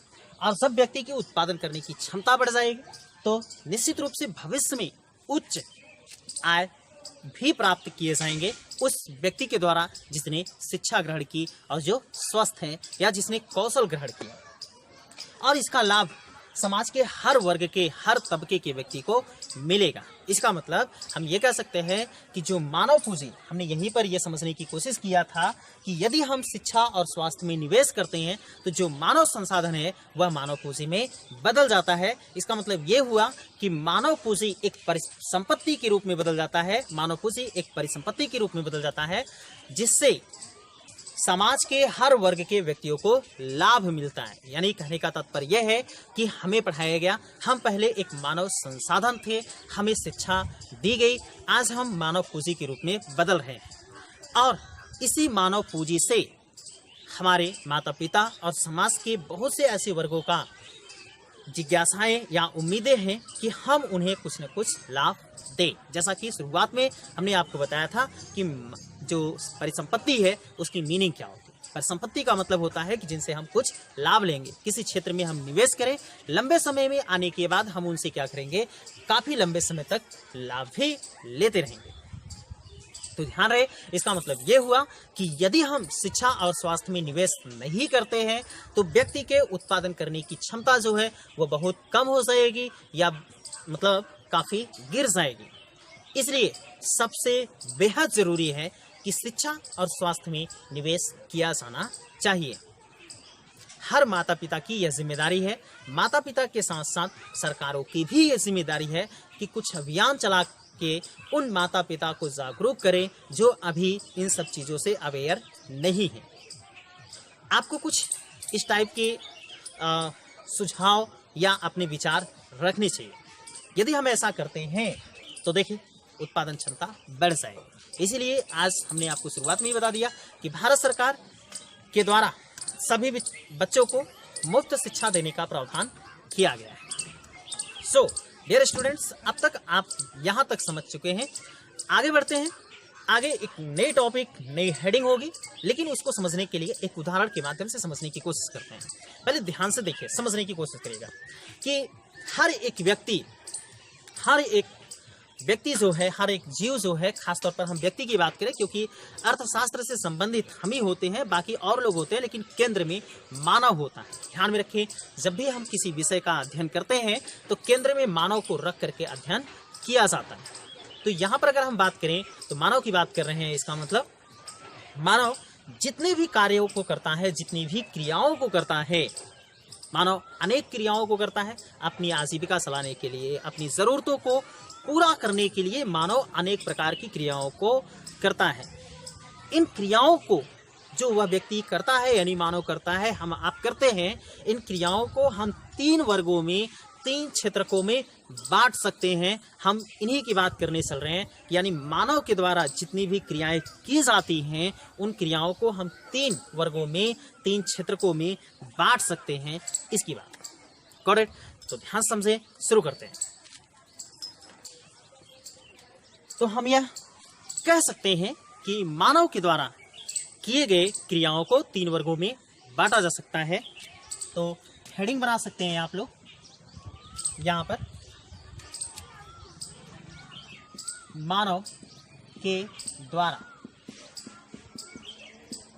किए गए क्रियाओं को 3 वर्गों में बांटा जा सकता है। ठीक है, तो मानव के द्वारा किए गए क्रियाओं को हम 3 वर्गों में बांट सकते हैं, 3 वर्गों में विभाजित कर सकते हैं। वो कौन कौन से 3 वर्ग होंगे, इनको समझते हैं। देखिए, आप लिख सकते हैं या जिस तरह से हम बना रहे हैं उस तरह से आप बना सकते हैं। दिख रहा है? ठीक है, तो पहला है प्राथमिक क्षेत्रक या क्षेत्र, प्राथमिक क्षेत्रक। दूसरा द्वितीयक क्षेत्रक। तीसरा तृतीयक क्षेत्र। यानी मानव जो कार्य करता है, मानव के द्वारा जितने कार्य किए जाते हैं, हम उन्हें 3 वर्गों में बांट सकते हैं। उन 3 वर्गों में से पहला है प्राथमिक क्षेत्रक, दूसरा द्वितीयक क्षेत्रक और तीसरा तृतीयक क्षेत्रक।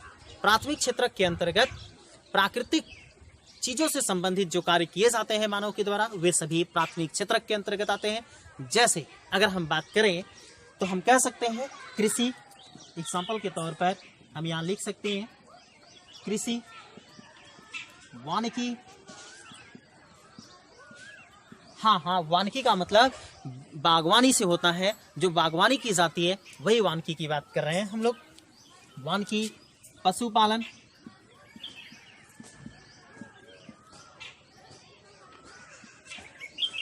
कुक्कुट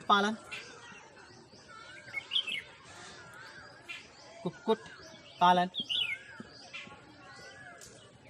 मुर्गी पालन,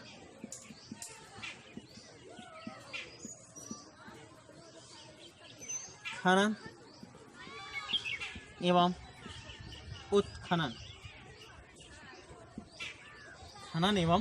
उत्खनन, ये देखिए, तो इसके अंतर्गत यानी प्राथमिक क्षेत्र के अंतर्गत कृषि, वानिकी, पशुपालन, ठीक है, कुक्कुट पालन और मुर्गी पालन। आप मत्स्य पालन भी कर सकते हैं, मत्स्य पालन, ठीक है, आदि बहुत सारी चीजें हैं जो इसके अंतर्गत यानी रखी जा सकती हैं प्राथमिक क्षेत्र के अंतर्गत। यानी यहां कह सकते हैं कि इसके अंतर्गत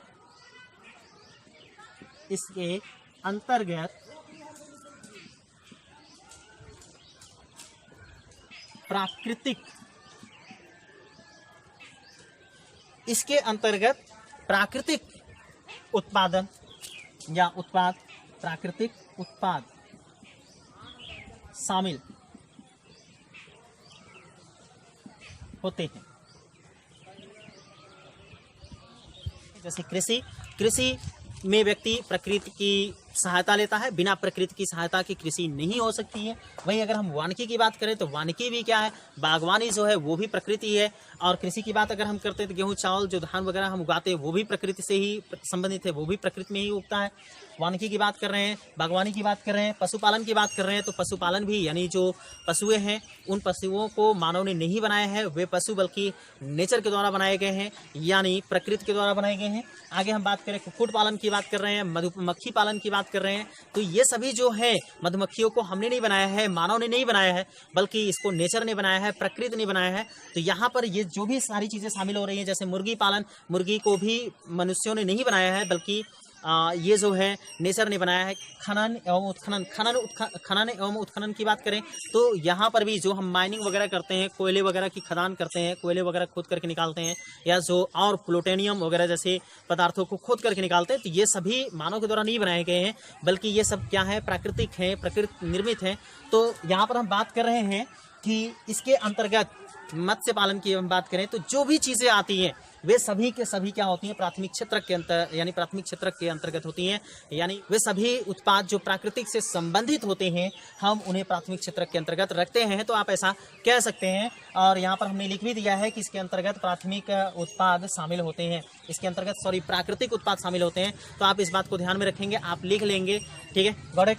और यहाँ पर अगर हम बात करें द्वितीय क्षेत्रक की बात करें तो इसमें हम एग्जाम्पल के तौर पर लिख सकते हैं। आप यहाँ पर अगर लिखने का मन करेगा तो आप लिख सकते हैं। इसमें हम लिखेंगे निर्माण, जिसको इंग्लिश में कंस्ट्रक्शन कहा जाता है। कंस्ट्रक्शन,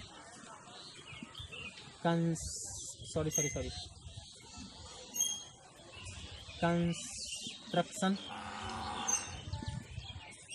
यह है कंस्ट्रक्शंस। अगर हम बात करते हैं निर्माण की, इसके बाद हमारा इसमें दूसरा एग्जांपल होता है विनिर्माण। हम इन सारी चीज़ों को सीखेंगे भाई, लेकिन ध्यान में रहे कि हम आपको बार बार कहते हैं कि ये हम पढ़ाई जो कर रहे हैं एनसीईआरटी बेस्ड कर रहे हैं, एडवांस नहीं है। बट आप याद रखें कि इस एनसीईआरटी के माध्यम से ही हम लगभग मान करके चलिएगा कि 60-70% अपना कवर कर चुके होंगे एडवांस का। एडवांस के बारे में जो भी चर्चाएं होंगी, जो भी डीप लेवल में चल करके हम लोग चर्चा करेंगे, वो इसी पर डिपेंड करेगा, इसी पर निर्भर करेगा। इसलिए यह बहुत ज़रूरी हो जाता है कि आप क्या करें, पहले बेसिक चीज़ों को समझ लें, ठीक है। विनिर्माण की बात करें तो हम इसकी मीनिंग जानते हैं, मैन्युफैक्चर होता है, मैन्युफैक्चर्ड,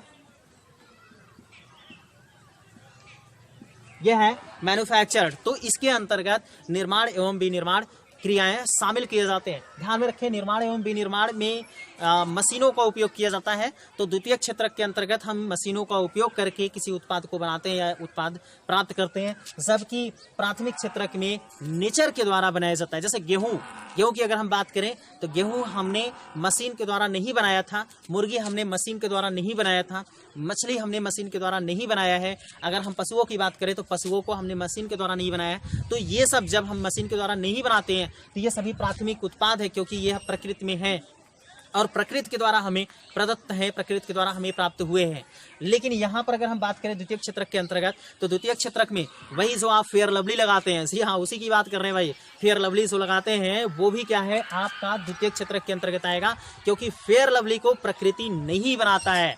गॉट इट। तो फेयर लवली जो है वो प्रकृति नहीं बनाता है, इसलिए फेयर लवली जो है मशीनों से बनता है, और यही वजह है कि उसको हम द्वितीय क्षेत्रक में रख सकते हैं। अगर आगे हम बात करें तो यहाँ पर हम इसकी बात करें, यहाँ पर अगर हम इसमें एग्जांपल की बात करें दें, यहाँ पर एग्जांपल लिखते हैं तो आप कह सकते हैं पार्ले जी, ठीक है, या बिस्किट, कोई भी बिस्किट हो सकती है। तो यहाँ पर पार्ले जी, फेयर लवली,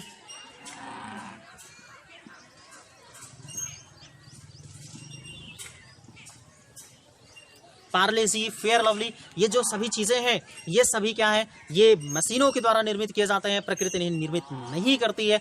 इसलिए इन सभी चीज़ों को हम द्वितीय क्षेत्रक के अंतर्गत रखते हैं। हम जो ऑयल लगाते हैं, जो तेल लगाते हैं ना, वो भी क्या है, प्रकृति के द्वारा निर्मित नहीं है, मशीनों के द्वारा निर्मित होता है, इसलिए हम उसे भी द्वितीय क्षेत्रक के अंतर्गत रखेंगे। आज हम आपको एक बात बताते हैं, आप जाकर के घर पर देखिएगा, जो लोग भी इस वीडियोस को देख रहे हैं, आप सभी लोग घर पे जा करके देखिएगा इस वीडियोस को। जो एक एग्जांपल बता रहे हैं, एक मतलब कुछ चीज़ों को बता रहे हैं, आप उसको देखिएगा। जहाँ करके आपके घर पे टूथपेस्ट होगा, साबुन होगा, लाइफ बॉय होगा, या और भी सारी चीज़ें होंगी, फेयर लवली होगी, पार्ले जी होगा, कोई भी पैकेट उठाइएगा, आप उस पर देखेंगे तो लिखा रहेगा मैन्युफैक्चर्ड। क्या लिखा रहेगा भाई, मैन्युफैक्चर्ड। अभी हम आपको बताएंगे कि निर्माण और मैन्युफैक्चर्ड में यानी विनिर्माण में क्या अंतर होता है, बाद में बताएंगे। लेकिन आप ध्यान में रखें कि इन सब चीज़ों में मशीनों का उपयोग किया जाता है। आगे बढ़ते हैं, तृतीय क्षेत्रक की बात करते हैं। तो तृतीय क्षेत्रक में अगर हम यहाँ पर बात करें तो इसमें एग्जाम्पल के तौर पर हम लिख सकते हैं व्यापार, परिवहन,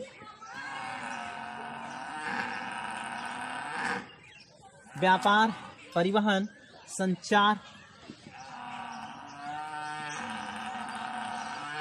ठीक है, व्यापार, परिवहन, संचार, डॉक्टर, इंजीनियर, दर्जी, जो कुछ भी लोग होंगे हम यहाँ पर कर सकते हैं, यानी बैंकिंग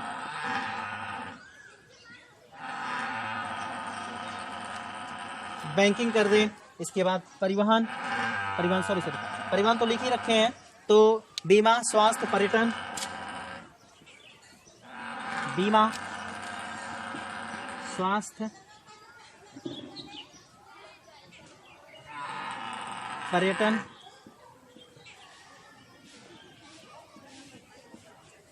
ठीक है। तो बीमा, स्वास्थ्य, पर्यटन या डॉक्टर, इंजीनियर की अगर हम बात करें तो ये सभी जो अध्यापक हैं आदि आदि, ये सभी जो है ये आपके तृतीय क्षेत्र के अंतर्गत आते हैं, क्योंकि ये कुछ नया उत्पाद नहीं करते हैं बल्कि ये सेवा का उत्पादन करते हैं, मतलब सेवा देते हैं। जैसे हम इस समय क्या कर रहे हैं, हम कोई नई चीज़ नहीं बना रहे हैं, हम गेहूं नहीं बना दे रहे हैं, ठीक है, या हम बिस्किट या पार्ले-जी या फेयर लवली का निर्माण नहीं कर दे रहे हैं, बल्कि हम क्या कर रहे हैं, हम आपको सेवा दे रहे हैं।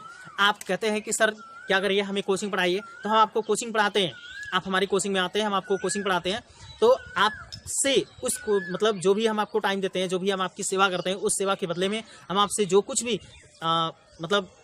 अपने टाइम के बदले में जो कुछ भी लेते हैं वो फीस के रूप में हम लेते हैं, तो उसको आप अदा करते हैं।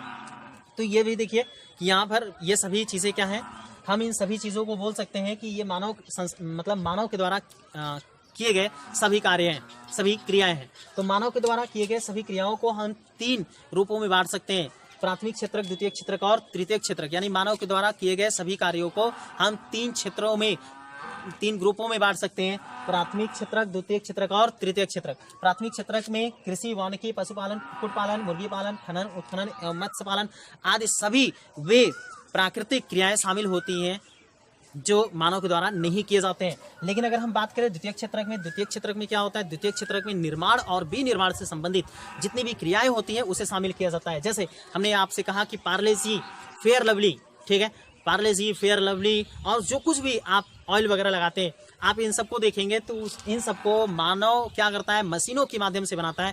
तो यहाँ पर द्वितीय क्षेत्रक में मशीनें शामिल होती हैं। जबकि तृतीय क्षेत्रक में क्या होता है, तृतीय क्षेत्रक में आप व्यापार, परिवहन, संचार, बैंकिंग, बीमा, स्वास्थ्य, पर्यटन, इंजीनियर, अध्यापक, टीचर, जो कुछ भी लोग होते हैं ये सभी क्या करते हैं, सेवा का उत्पादन करते हैं, सेवा देते हैं। ये कोई नई चीज़ नहीं करते हैं, लेकिन हाँ जो कुछ भी करते हैं इससे इन्हें क्या होता है, लाभ होता है। Got it. तो ध्यान में रखेंगे। तो हमने यहाँ पर कहा कि मानव क्या करता है, 3 क्रियाओं को जिन क्रियाओं को करता है उन्हें 3 वर्गों में बांटा जा सकता है। एक बात को और ध्यान रखें, अब आप ये बोलेंगे कि सर ये सब क्रियाएं क्यों करने की जरूरत है, तो हम ये कहेंगे, हमने आपको शुरुआत में ही बताया कि मानव क्या करता है, उत्पादन करता है। उत्पादन किन चीज़ों का करता है, जिनको या उन चीज़ों का उत्पादन करता है जिनकी उसे ज़रूरत होती है। तो उसे इन सभी इन सभी कार्यों की ज़रूरत पड़ती है, इन सभी उत्पादों की ज़रूरत पड़ती है, इसलिए मानव इन सभी चीज़ों का उत्पादन करता है। Got it. तो आप इतना समझ गए होंगे। अच्छा ठीक है, तो यहाँ पर स्क्रीन दिख नहीं रहा है, तो आप जल्दी से इसको स्क्रीनशॉट लें और इसके बाद हम ऊपर आपको एरो बना करके कुछ बताते हैं, आप वहाँ पर लिख सकते हैं। जल्दी करिएगा, जल्दी करिए, स्क्रीनशॉट लीजिए आप जल्दी से, तुरंत, इमीडिएटली, जल्दी से तुरंत स्क्रीनशॉट लें आप। तो दोस्तों हो गया होगा, चलिए मिटाते हैं और बात करते हैं इसके आगे। तो चूंकि हम जानते हैं कि ये सभी जो कार्यक्रम होते हैं, जो सभी क्रियाएं होती हैं, व्यक्ति अपनी आजीविका, ये सभी क्रियाएं व्यक्ति अपनी आजीविका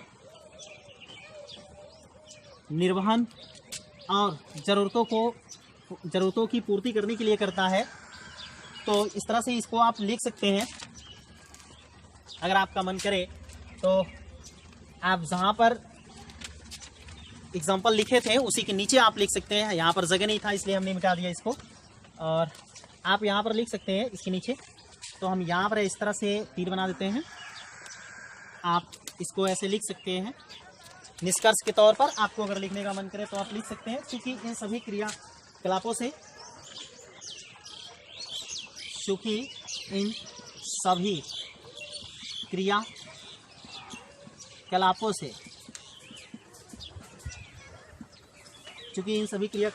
व्यक्ति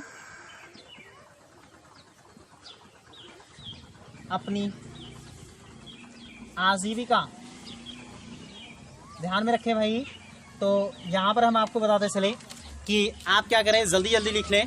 यहाँ पर हम जल्दी जल्दी लिख रहे हैं, इसलिए राइटिंग को आप ध्यान नहीं देंगे। राइटिंग तो यार बनता रहता है ना, राइटिंग से मतलब नहीं होना चाहिए, ठीक है। तो आप यहाँ पर आप लिख सकते हैं, इन तीनों के लिए हम लिख रहे हैं। तो चूंकि इन सभी क्रियाकलापों से व्यक्ति अपनी आजीविका और ज़रूरतों, यहाँ हम ऐसे लिख सकते हैं कि इन सभी क्रियाकलापों से व्यक्ति अपनी आजीविका का निर्वहन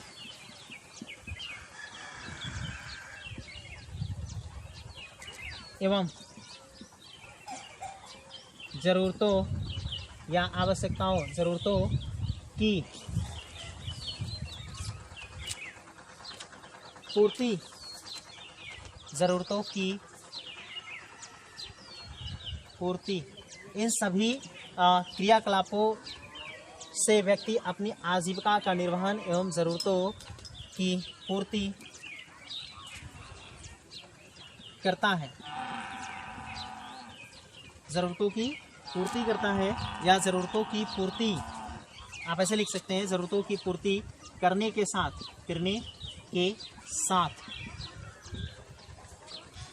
साथ राष्ट्रीय आय, इंपॉर्टेंट वर्ड है भाई, राष्ट्रीय आय, नेशनल इनकम में वृद्धि करता है। नेशनल इनकम में वृद्धि करता है। ठीक है, गॉट इट। तो नेशनल इनकम में वृद्धि करता है, या आप कह सकते हैं राष्ट्रीय आय में मूल्यवर्धन। आप इसको ऐसे लिखें, राष्ट्रीय आय में मूल्यवर्धन। चलिए ऐसे भी लिख सकते हैं, राष्ट्रीय आय में मूल्यवर्धन। ध्यान में रखें, पहले शब्द को हमने इसलिए नहीं मिटाया कि आपको नहीं पता है या हमें नहीं पता है, बल्कि इसलिए मिटा रहे हैं ताकि यहाँ पर आपको एक नया शब्द मिल सके। तो मूल्यवर्धन की मीनिंग होती है, हम यहाँ लिखते हैं इधर, तो मूल्यवर्धन की मीनिंग होती है वैल्यू एडेड करता है, वैल्यू एडेड भी करता है। ओके, तो यहां तक आप समझ गए होंगे। अर्थात देश की आय में वृद्धि करता है, अर्थात देश की आय में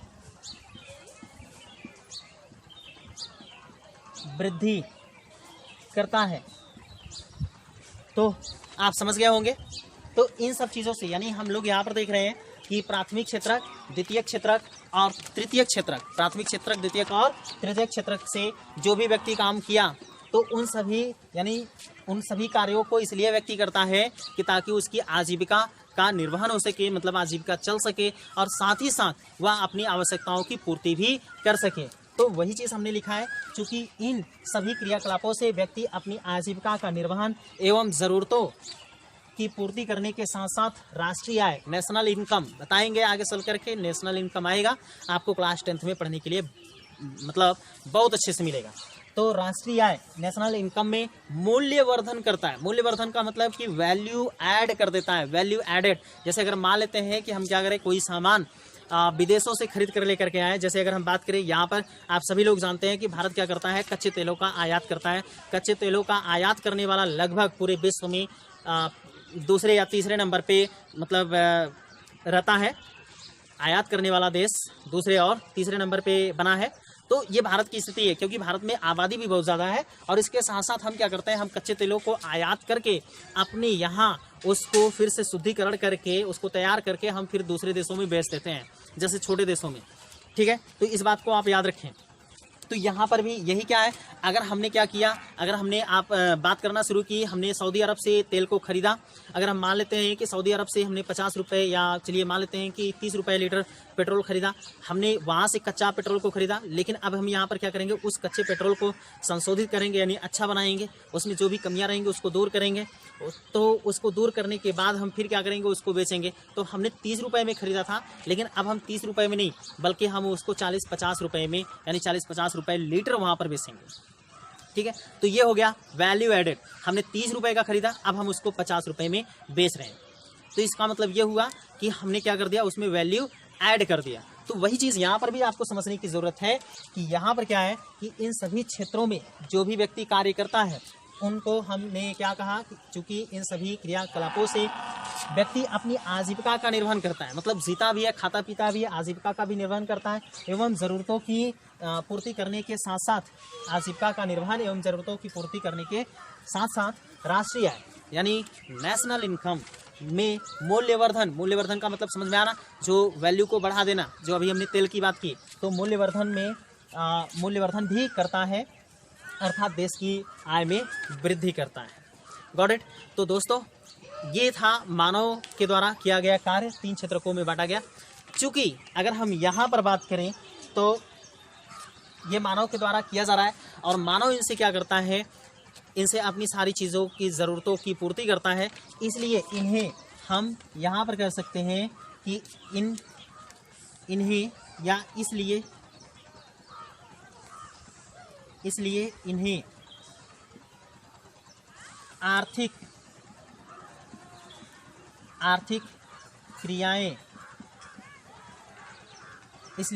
आर्थिक क्रियाएं कहा जाता है।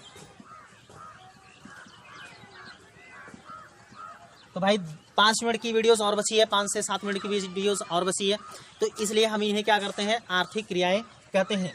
किसको? ये सभी जो काम यहाँ पर हो रहे हैं। तो जो भी व्यक्ति इन सभी चीज़ों को करता है, जो भी हमने एग्जाम्पल देख रखा, उन एग्जाम्पलों को करने के लिए व्यक्ति क्या करता है, उन एग्जाम्पलों को करता है तो अपनी आजीविका भी चलाता है और ज़रूरत की चीज़ों को भी पूरा कर लेता है, और इसके साथ साथ वो राष्ट्रीय आय में वृद्धि भी करता है, राष्ट्रीय आय में मूल्यवर्धन भी करता है। तो इस तरह से हम कह सकते हैं कि इन सभी को मिला करके हम क्या बोलते हैं, आर्थिक क्रियाएँ। इन सभी को मिला करके क्या बोला जाता है, आर्थिक क्रियाएँ बोला जाता है। अब हम बात कर लेते हैं आर्थिक क्रियाओं की। तो आर्थिक क्रियाएं 2 प्रकार की होती हैं, जल्दी से इसको हम समझ लेते हैं। जैसे अगर हम बात करें आपसे, देखें आप क्या करते हैं, अगर एक किसान के तौर पर आप खुद पर सोचिए कि आप किसी भी चीज़ का उत्पादन करते हैं। चलिए अगर मान लेते हैं कि आपने टमाटर की खेती कर रखी है, आपने टमाटर की खेती की, तो क्या आप जितनी भी टमाटर की पैदावारी होती है, क्या उस सभी टमाटर का उपभोग कर जाते हैं? जितना भी टमाटर फल लेता है, जितने भी टमाटर का उत्पादन होता है, उन सभी टमाटर को आप कंज्यूम कर जाते हैं। कंज्यूम का मतलब उसका खुद उपयोग करते हैं। तो ऐसा बिल्कुल नहीं होता है, बल्कि आप क्या करते हैं, खाने के लिए जितनी ज़रूरत होती है उतने को आप अपने पास रख करके बाकी बचे हुए शेष, जो अधिशेष होता है, जो ज़्यादा होता है, हम उसे क्या करते हैं, मार्केट में कहीं पर बेच देते हैं और उससे हम क्या करते हैं, लाभ कमाते हैं। तो याद रखें, मानव जो है, मानव जो भी आर्थिक क्रियाएं करता है उसमें वह स्वयं उपभोग भी करता है और कुछ चीज़ों का वो उपभोग नहीं करता है। जिनका उपभोग करता है उन्हें हम गैर बाजार आधारित आर्थिक क्रियाएं कहते हैं। अर्थात मानव के द्वारा किया गया वह कार्य जो वह स्वयं के उपभोग के लिए करता है उसे गैर आर्थिक बाजार आधारित क्रियाएं कहते हैं, जबकि जो वह लाभ कमाने के उद्देश्य से कार्य करता है उसे बाजार आधारित आर्थिक क्रियाएं कहते हैं। तो जल्दी से इस हेडिंग को हम समझ लेते हैं, उसके बाद आज की क्लास यही समाप्त करेंगे क्योंकि वीडियोस अब काफ़ी लंबी हो रही है। तो दोस्तों, हमने बताया कि व्यक्ति क्या करता है, व्यक्ति अपने जीवन के निर्वहन और ज़रूरतों की पूर्ति के लिए आर्थिक क्रियाओं को करता है। तो हम हेडिंग बना लेते हैं, आर्थिक क्रियाएं।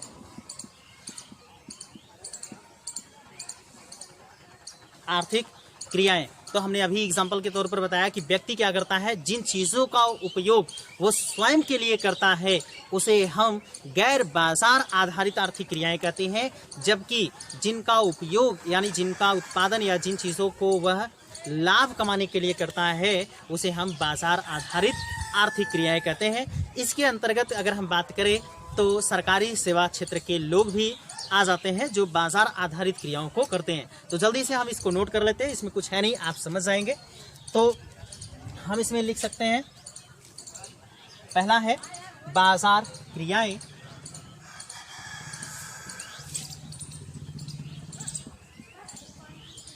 और दूसरा यहां पर हम लिख सकते हैं गैर बाजार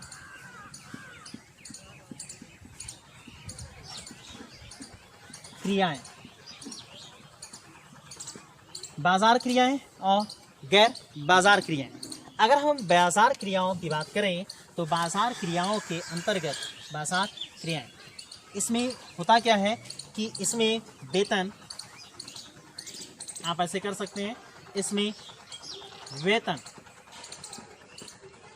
व लाभ, इसमें वेतन व लाभ के लिए जो कार्य होते हैं वह किए जाते हैं। तो आप ऐसे लिख सकते हैं कि इसमें वेतन व लाभ के उद्देश्य से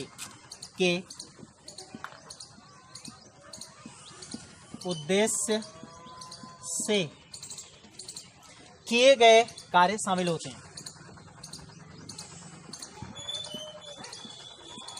किए गए कार्य शामिल ठीक है। तो इसमें क्या होता है कि ना जैसे वेतन व लाभ के उद्देश्य से जो कार्य किए जाते हैं वो इसके अंतर्गत शामिल होते हैं। आप यहाँ पर कह सकते हैं कि इसमें सरकारी सेवा सहित या ठीक है, इसमें सरकारी सेवा सहित, इसमें सरकारी सेवा सहित वस्तु या सेवाओं का उत्पादन, वस्तु या सेवाओं का उत्पादन,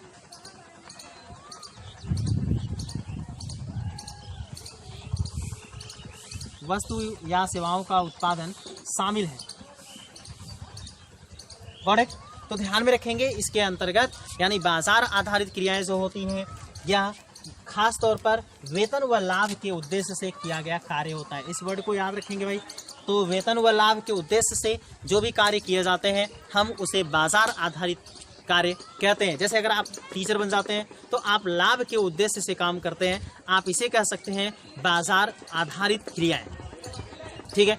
यदि आप इंजीनियर बनते हैं, डॉक्टर बनते हैं, अध्यापक बनते हैं या दर्जी बनते हैं, ये सब कुछ जो कुछ भी बनते हैं, ये जो कुछ भी कार्य होते हैं, इसे आप बाजार आधारित क्रियाएं कह सकते हैं, यानी कहा भी जाना चाहिए, क्योंकि आप इनका स्वयं उपभोग नहीं करते हैं। ठीक है, गॉट इट? तो आप इस बात को ध्यान में रखेंगे। इसमें एग्जाम्पल के तौर पर अगर आपका मन करे लिखने के लिए तो आप लिख सकते हैं, लेकिन इतना तो ज़रूर ही लिख लीजिएगा, ऊपर जो लिखा रहा है इसको ज़रूर लिख लीजिएगा, क्योंकि आगे चल करके आपको ये काम आएगा। तो इसमें आप लिख सकते हैं अध्यापक, डॉक्टर, इंजीनियर, दर्जी। ठीक, तो दर्जी आदि बहुत से लोगों को यहाँ पर आप शामिल कर सकते हैं। हमने बताया कि जिनका उपयोग वो स्वयं नहीं कर सकते हैं, वो सभी लोग यहाँ पर शामिल हो सकते हैं। तो आप यहाँ पर आदि कर सकते हैं, आदि। ध्यान में रखें, वो आदि की हम बात नहीं कर रहे हैं जो आप चाय में डाल करके पीते हैं। ठीक है, हाँ, तो उस आदि की बात नहीं की जा रही है। यहाँ पर जो आदि है वो इसका मतलब एटसेट्रा, इसी तरह से आप बहुत सारे एंड सो ऑन, जिसकी मीनिंग आप बोलते हैं। तो ये सभी चीज़ें हैं जो यहाँ पर आप फेयर लवली वगैरह जिन चीज़ों का उत्पादन आप करते हैं तो उनका स्वयं उपभोग नहीं करते, इन सब चीज़ों को हम यहाँ पर रख सकते हैं। चलिए अगली बात करते हैं, गैर बाजार आधारित क्रियाओं की बात करते हैं। तो अगर हम इसमें की बात करें, ध्यान में रखेंगे, इसमें अगर हम बात करें तो हमने क्या कहा कि स्वयं के उपभोग के लिए जो हम कार्य करते हैं उसी को हम गैर बाजार आधारित क्रियाएं कहते हैं। हम इसमें लाभ के लिए काम नहीं करते, हम बल्कि अपने खाने पीने के लिए काम करते हैं। हम अपनी आजीविका के लिए, हम अपनी ज़रूरतों की पूर्ति के लिए जो कार्य करते हैं, सिर्फ उन्हीं को हम क्या बोलते हैं, गैर बाजार आधारित क्रियाएं। जैसे आप इसमें लिख सकते हैं कि स्व उपभोग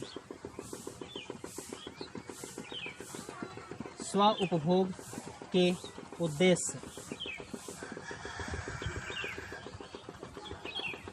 से, स्व उपभोग के उद्देश्य से किया गया कार्य। तो भाई यहाँ पर ना एनसीईआरटी की किताब में आप देखेंगे तो स्व उपभोग के लिए किया गया कार्य ऐसे लिखा हो सकता है, या स्व उपभोग के उद्देश्य से किया गया कार्य ऐसे लिखा हो सकता है। इसमें कोई प्रॉब्लम्स की बात नहीं है कि ये नहीं कहेंगे सर आपने वहाँ पर स्व उपभोग के लिए किया गया कार्य था और आप यहाँ लिखें स्व उपभोग के उद्देश्य से किया गया कार्य, तो इसमें कोई गल नहीं है, कोई प्रॉब्लम्स नहीं है। सो आप इस तरह से इसको आप लिख सकते हैं। तो स्व उपभोग के उद्देश्य से किया गया कार्य जो होता है वो गैर बाजार आधारित क्रियाएं होती है, और इसमें जो है आप इसमें कह सकते हैं,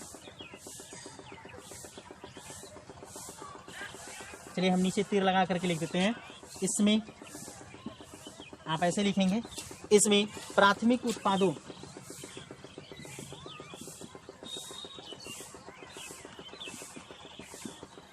हम उसी प्राथमिक उत्पाद की बात कर रहे हैं जो अभी प्राथमिक उत्पाद हमने पढ़ा था कि मानव के द्वारा किए गए सभी कार्यों को 3 वर्गों में बांटा जा सकता है, प्राथमिक, द्वितीयक और तृतीयक क्षेत्र की बात कर रहे हैं। तो गैर बाजार आधारित क्रियाओं के अंतर्गत जो कार्य आते हैं मानव के द्वारा, जो भी क्रियाएं हुई होती हैं, वो दरअसल प्राथमिक उत्पादों से संबंधित होती हैं। इस बात को आप ध्यान रखेंगे, आप ऐसे भी क्वेश्चन कर पाएंगे, याद रखेंगे।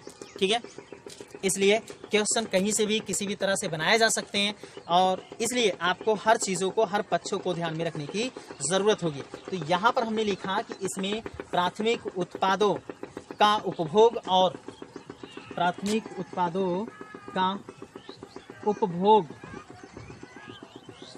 और प्रसंस्करण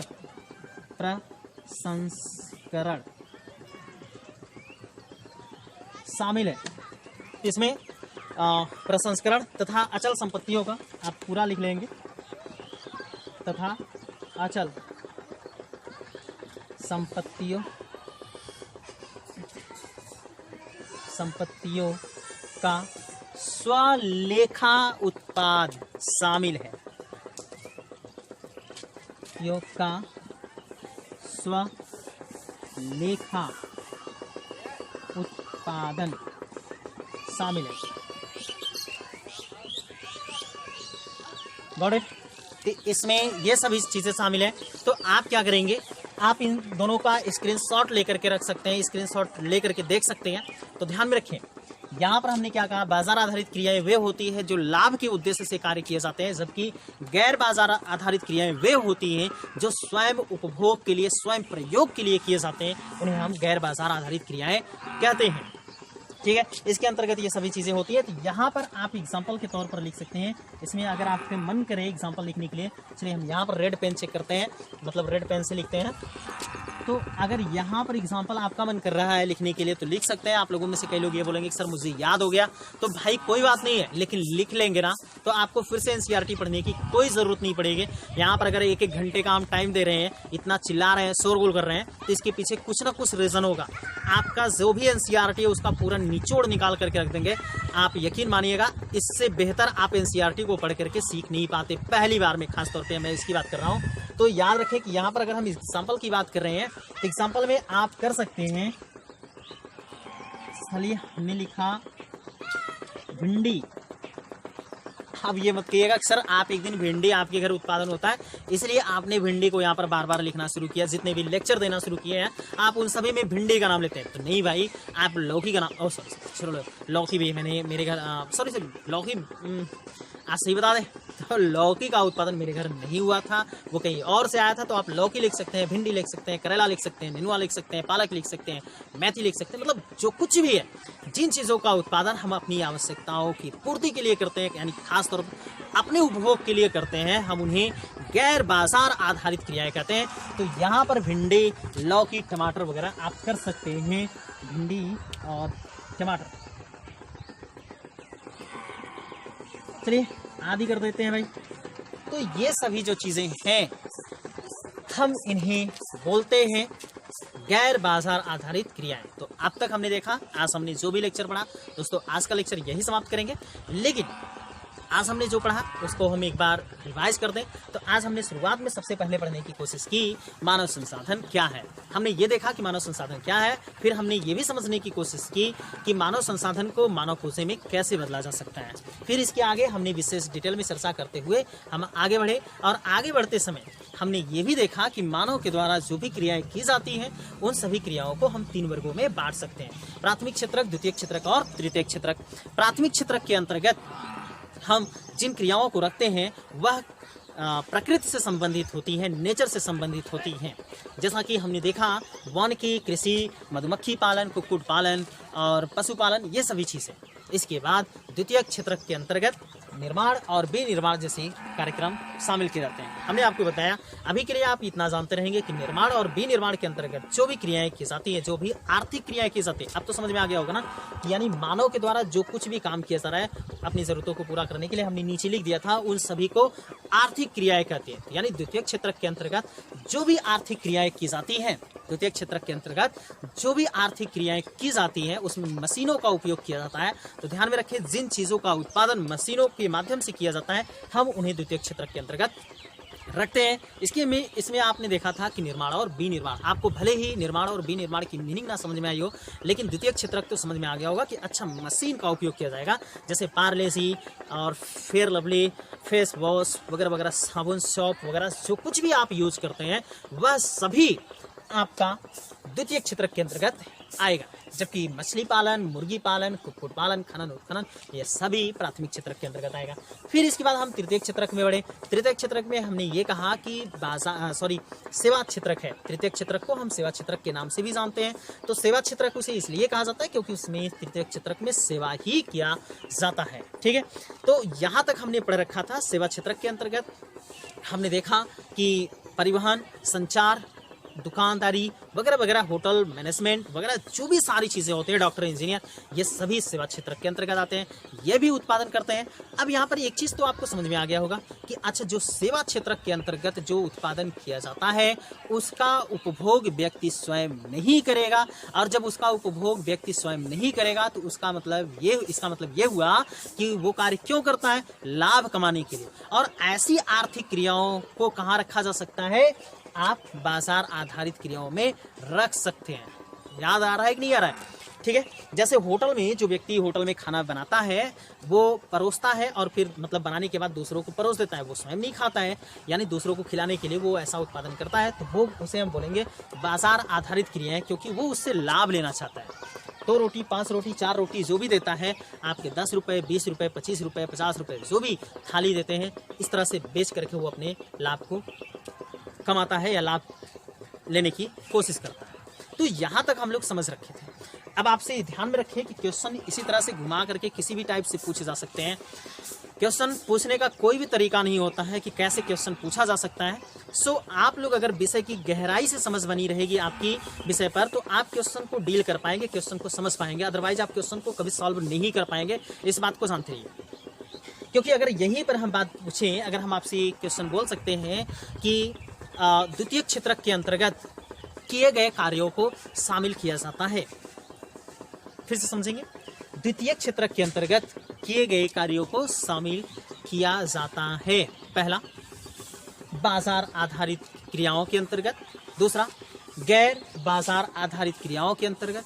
तीसरा, दोनों के अंतर्गत। और चौथा, इनमें से किसी के अंतर्गत। तो जब ऐसे क्वेश्चंस बनते हैं तो वहां पर हमें ये जानने की जरूरत होगी, समझने की जरूरत होगी कि जो हमने पढ़ाया पहले ये देखिए कि उसमें क्या स्व उपभोग के लिए किया जा सकता है या नहीं। अगर एक बात बताएं हम आपको, अगर ध्यान में रखें कि जैसे फैक्ट्री में कोई चीज़ निर्मित हो रही है तो उसमें क्या होगा, सोच करके बताइए। फैक्ट्री में अगर कोई चीज़ निर्मित हो रही है तो स्व उपभोग नहीं होगा, बल्कि उससे लाभ लिया जाएगा, और वह बाजार आधारित क्रियाएं कहलाएंगी।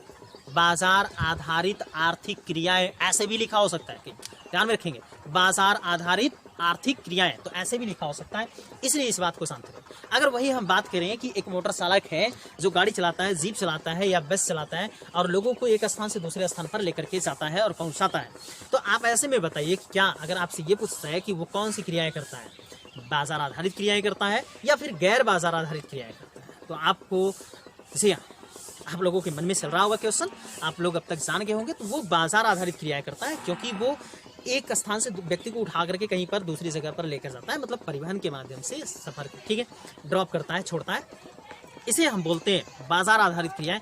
वो उसके बदले में जो वो सेवा दे रहा है, किसी व्यक्ति को कहीं दूर ले जा करके पहुंचाता है, उसके बदले में वो उससे लाभ लेता है मुद्रा के रूप। Got it?